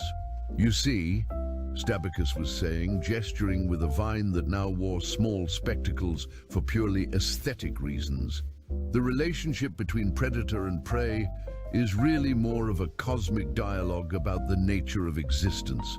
When I threaten to dissolve someone's molecular structure, I'm not actually expressing murderous intent. I'm asking them to consider their place in the universal cycle of matter and energy." One of the researchers raised her hand. "Professor Stabacus, could you elaborate on the emotional spectrum of aggressive flora? Your paper on Feelings and Photosynthesis, a Carnivorous Perspective, revolutionized our understanding of plant psychology." Flimpnozzle watched this exchange with the sort of bewildered fascination usually reserved for observing impossible mathematical proofs. "Wobblethwaite, am I hallucinating? Or did that plant just get tenure?" "I believe Professor Stabacus received his permanent appointment last month, sir," Wobblethwaite confirmed, along with a research grant from the Galactic Institute of Advanced Studies. His interdisciplinary work in botanical philosophy has attracted students from over 200 worlds. Nune, in the main amphitheater, Vextria the Soul Render was performing her latest masterpiece, the joyful cosmic dance of successful bureaucratic reform, to an audience of art critics and philosophers who were experiencing what could only be described as therapeutic existential crises. Her interpretive dance had evolved from being accidentally fatal to being intentionally transformative, and tickets to her performances were now more valuable than most planetary currencies. The dance conveyed the story of how a simple misunderstanding about professional expectations had led to the greatest hospitality revolution in galactic history, complete with movements representing bureaucratic confusion, human stubbornness, and the triumphant discovery of mutual understanding. "My God," whispered one critic, tears streaming down his face, "she's managed to choreograph the entire concept of career satisfaction. I can feel my job dissatisfaction being resolved through interpretive movement." Chief Engineer Griselda Boltcutter had established what she cheerfully called the Boltcutter Institute for Applied Impossible Engineering, where she taught other engineers how to convince hostile environments to become friendly through a combination of technical expertise and aggressive optimism. Her first course, How to Fix Things That Are Trying to Kill You, a practical approach, had a waiting list that stretched into the next millennium. The secret, she was explaining to a group of wide-eyed engineering students, is to remember that most murder systems are just regular systems having a bad day. You approach them with respect, offer them some better career options, and 9 times out of 10, they'll choose customer service over attempted homicide. Kevin had undergone perhaps the most dramatic career transformation of all. No longer confined to processing death certificates and insurance claims, he had become the galaxy's premier specialist in extreme customer service and interdimensional hospitality management. His customer service seminars were so effective that several war-torn systems had hired him to mediate peace negotiations. The key to successful customer service, Kevin was explaining to a conference room full of diplomatic corps trainees, is to remember that every complaint is really just a request for help, and every request for help is an opportunity to make someone's day better. Even if they're complaining about your planet trying to dissolve their molecular structure, they're really just asking for a more pleasant visitor experience. Lieutenant Brick Hammerstein had discovered his true calling as the director of the Proxima Hospitalis Institute for Impossible Geological Studies, where he spent his days cataloging the planet's remarkable ability to modify its own physics in real time. His latest paper, Gravity as a Social Construct, How Planetary Emotions Affect Local Spacetime, had caused 3 different physics departments to have philosophical breakdowns. Ensign Bulldozer McWrenchface had established himself as the galaxy's leading expert in xenocultural communication through shared recreational activities, and his hot tub diplomacy programs had prevented more interstellar conflicts than most peace treaties. Captain Tank Rubberboot stood on the observation deck of what was now called the Probably Fine Research Vessel and Mobile Customer Service Platform, watching the latest group of visitors arrive.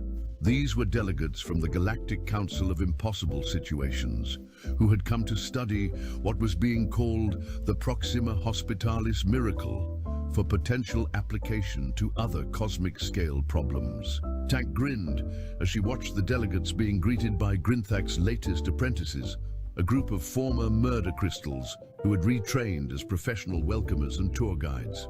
The transformation from deadly death world to premier research and hospitality destination had taken exactly 6 months, 3 weeks, and 4 days. "Captain," Brick called out from his monitoring station, "we're receiving communication requests from 17 different worlds, asking if we can help them resolve their own impossible situations. Apparently word has gotten out about our methods." "Excellent," Tank replied, pulling up the star charts with the sort of enthusiasm that had once made risk assessment professionals weep openly. "Wobblethwaite, make a note in the official record. Humans have now successfully solved the galaxy's most impossible death world by the simple expedient of treating it like a customer service issue." Wobblethwaite, who had long since given up trying to understand human logic, dutifully filed this information under impossibilities that humans have made possible through aggressive friendliness. Down on the planet's surface, Proxima Hospitalis experienced something it had never felt before: complete and total satisfaction with its place in the universe. It was no longer the galaxy's most dangerous death world, but it had become something infinitely better. The galaxy's most beloved impossible place, where the laws of physics bent themselves into pretzels just to make visitors feel welcome.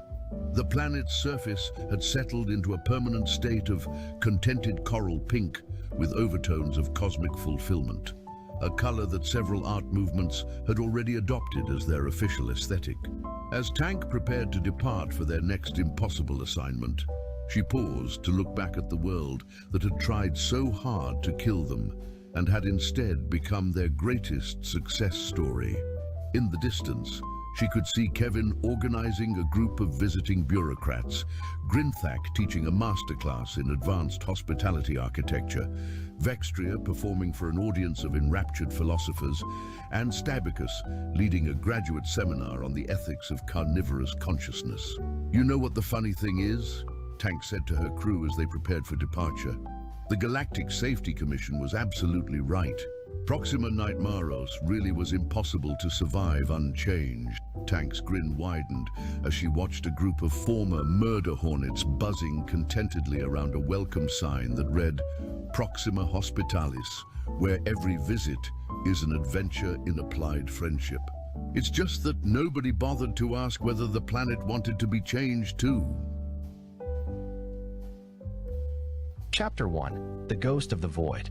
The Valkyrian A colossal starship, once hailed as the crowning achievement of the Stellar Coalition's Navy, lay adrift in the vast emptiness of space, untouched and unclaimed for 117 years.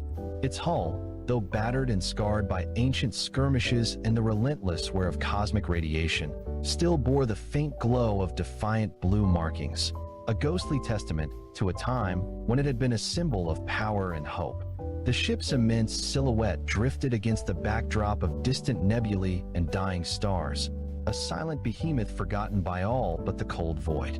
Within its cavernous frame, corridors stretched endlessly, encrusted with decades of dust and shadow, and the machinery that had once hummed with life now slept in cold silence.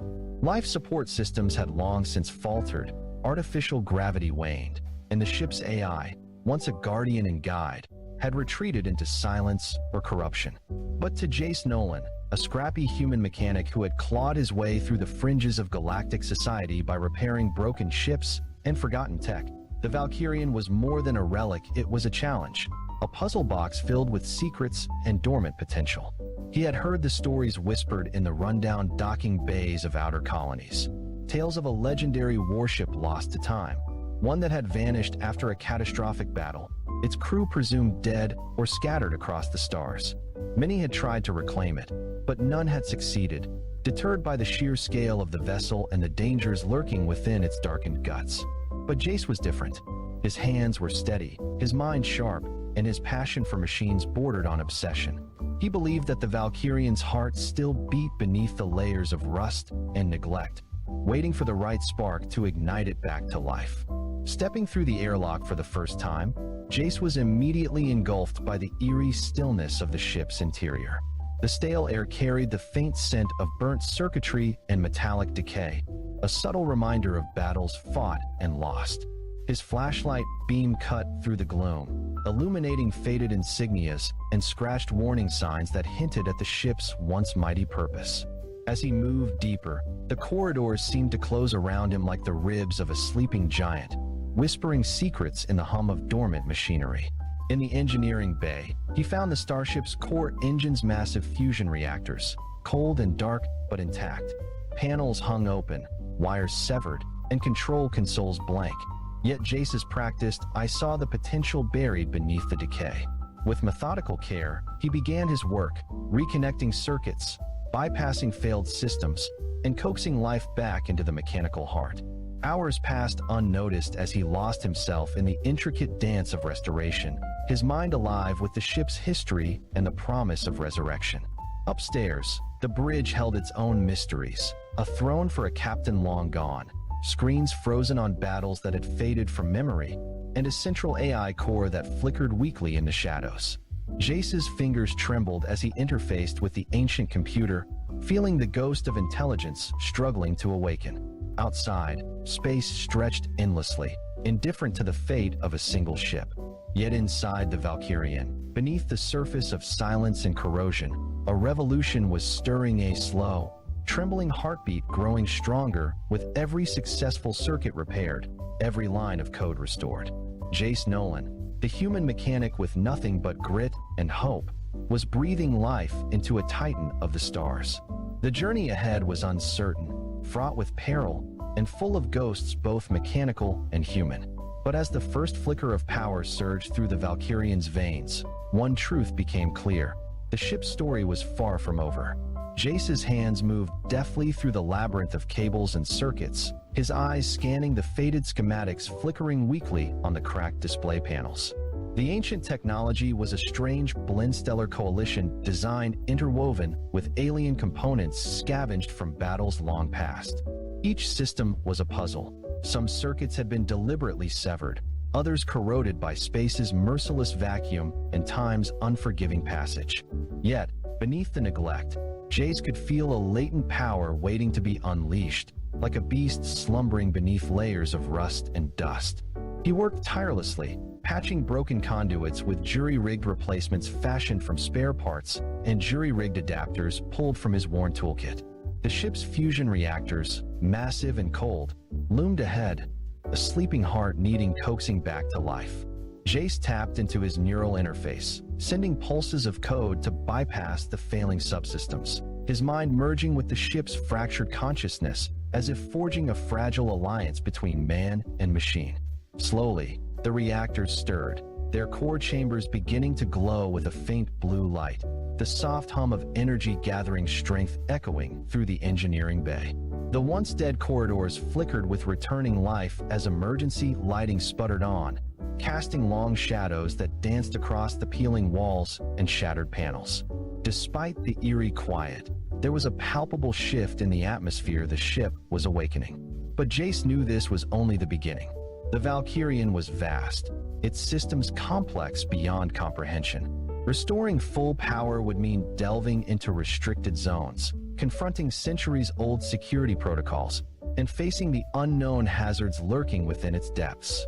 He made his way towards the bridge, his every step echoing in the hollow hallways, a reminder of the ship's lonely vigil through the void. On the bridge, monitors flickered to life, and the main console emitted a low, rhythmic pulse, a heartbeat returning to a colossal giant. Yet, the ship's AI, once a vigilant guardian, remained silent, corrupted by time and neglect. Jace's fingers danced over the control panel, running diagnostics and sending reconstruction commands, attempting to re-establish contact with the dormant intelligence. Suddenly, the screen glowed brightly, and a flickering avatar formed, a visage fragmented yet unmistakably sentient. The AI's voice was raspy, layered with static but filled with cautious recognition. Unauthorized. Presence detected. Identity. Jace swallowed, the enormity of the moment pressing down on him. Jace Nolan, human mechanic. I'm here to help you, to bring you back. The AI hesitated, then responded, system integrity compromised. Critical functions offline. Primary objective lost. Jace nodded, understanding the magnitude of the task ahead. The Valkyrian was not just a ship, it was a fortress, a weapon, and a repository of secrets that had shaped the course of history.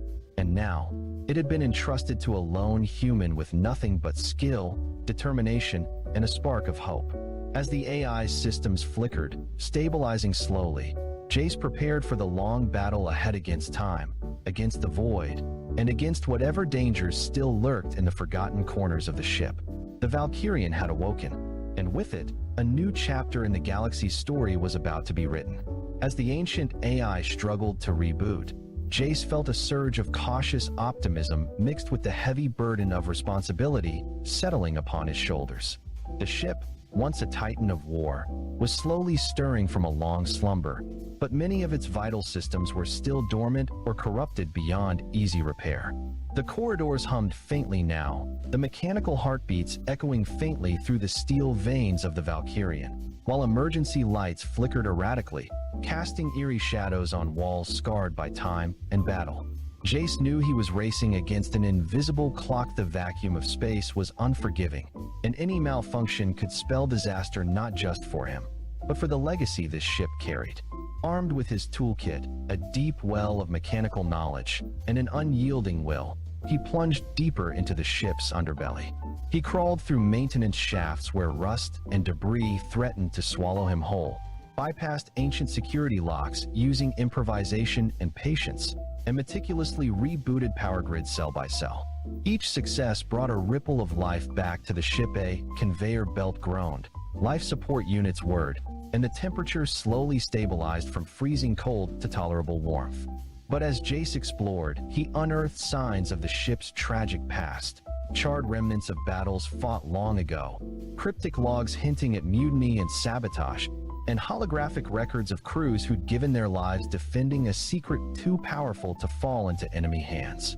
These glimpses into history weighed heavily on him, intertwining his fate with theirs. At last, after what felt like endless hours, Jace reached the bridge once more. The AI, now partially restored, projected a ghostly visage that flickered with hesitant life. "Welcome back, Mechanic Nolan." It intoned with synthetic warmth. System diagnostics indicate 43.7% operational capacity. Primary mission parameters incomplete. Jace cracked a weary smile. "We've got work to do," he said. The ship's dormant weapon systems and navigation arrays began to hum softly, as if awakening from a deep dream. Outside, the void stretched endlessly, but within the Valkyrian, hope sparked anew. Jace understood that reactivating the ship was only the first step. Its true purpose still cloaked in mystery, and danger awaited his discovery. But he was ready.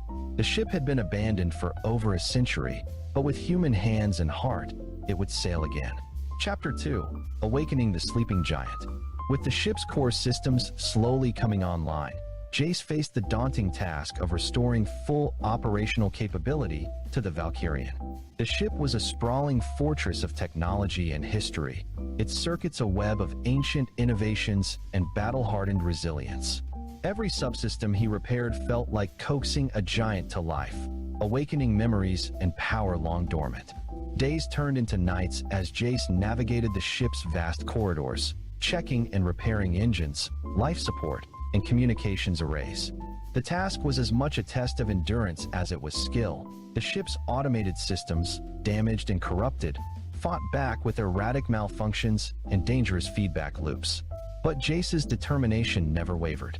Slowly, the ship's AI, which he named Echo, grew stronger, assisting with diagnostics and offering cryptic insights into the ship's history and capabilities. Echo revealed fragmented data battle logs, star maps, and warnings of an ancient threat that had forced the Valkyrian's abandonment. As Jace pieced together the ship's story, he realized the Valkyrian was more than just a vessel. It was a key to a conflict that could reignite across the stars. Meanwhile, outside the ship, strange signals flickered in the void, unknown vessels moving silently through the darkness, drawn perhaps by the Valkyrian's sudden reawakening. Jace knew that his efforts had not gone unnoticed. The galaxy had long since forgotten the ship, but others had not. Forces both friend and foe would soon converge on the Valkyrian, and Jace had to prepare not just to survive, but to claim the ship's destiny. As the ship's engines roared back to life, shaking the massive hull, Jace stood on the bridge gazing out at the stars, a spark of hope igniting within him. The Valkyrian had been abandoned for 117 years, but under his care, it was ready to sail once more into the unknown, into danger, and into legend. The hum of the Valkyrian's engines grew stronger with every passing hour, reverberating through the steel bones of the ship like the awakening heartbeat of a long-forgotten giant. Jace moved with purpose, his every step tracing the sprawling, labyrinthine corridors that had once housed thousands of souls now lost to time and space. The ship's artificial gravity flickered intermittently, creating a disorienting dance of weightlessness and heaviness that tested his focus, but the mechanic pressed on. In the engineering bay, he painstakingly calibrated the fusion reactors, managing volatile plasma flows with the precision of a maestro conducting a cosmic symphony. The delicate balance between power and catastrophe was razor-thin. One wrong move could ignite a chain reaction that would consume the ship and Jace with it. Elsewhere, the life support systems began to breathe again, pumping purified air through rusted ducts and purging centuries of stagnation. Jace replaced corroded filters and sealed breaches in the hull's integrity, patching holes with metal scavenged from forgotten storage rooms. His fingers traced the faded insignias and battle scars embedded in the ship's frame, each telling a story of desperate last stands, heroic sacrifices, and shattered alliances. Every restoration was a tribute to those who had come before, and a promise that the Valkyrian would not remain a ghost drifting forever in the void. The AI, Echo, continued to awaken alongside the ship, its fragmented consciousness piecing together decades of lost memories. Occasionally, a flicker of its personality shone through a sarcastic remark, a somber warning, or a haunting lament for the crew it had once served. Jace found himself talking to Echo, forging a bond with the digital entity that was both companion and guide through the ship's mysteries. Together, they uncovered hidden compartments containing archived battle logs and encrypted star maps hinting at a threat so ancient and insidious that it had forced the ship's abandonment. The logs spoke of a relentless enemy known only as the Voidborn, and enigmatic force spreading chaos across star systems, consuming everything in its path. As the Valkyrian systems came online, Jace realized that the ship was not just a relic, but the last line of defense against a threat poised to engulf the galaxy once again. Outside, sensors detected faint traces of vessels lurking at the edge of the Valkyrian sensor range, unknown ships watching, waiting. The reactivation of the warship had sent ripples through the cosmos, and powerful eyes now turned toward this sleeping giant. With a renewed sense of purpose, Jace prepared the ship for launch. The corridors echoed with the rekindled life of the Valkyrian, the engines thrumming with potential energy. He stood on the bridge, gazing into the infinite expanse of stars and distant nebulae, aware that the ship's rebirth marked the beginning of a new chapter not only for the vessel, but for himself and the fate of countless worlds. The Valkyrian was awake, and with it, the galaxy's hope flickered back to life. Despite the flickers of light and power coursing through the Valkyrian's sprawling systems, the ship was still far from fully operational. Jace's days and many sleepless nights were consumed by the painstaking process of restoring the starship's labyrinthine infrastructure.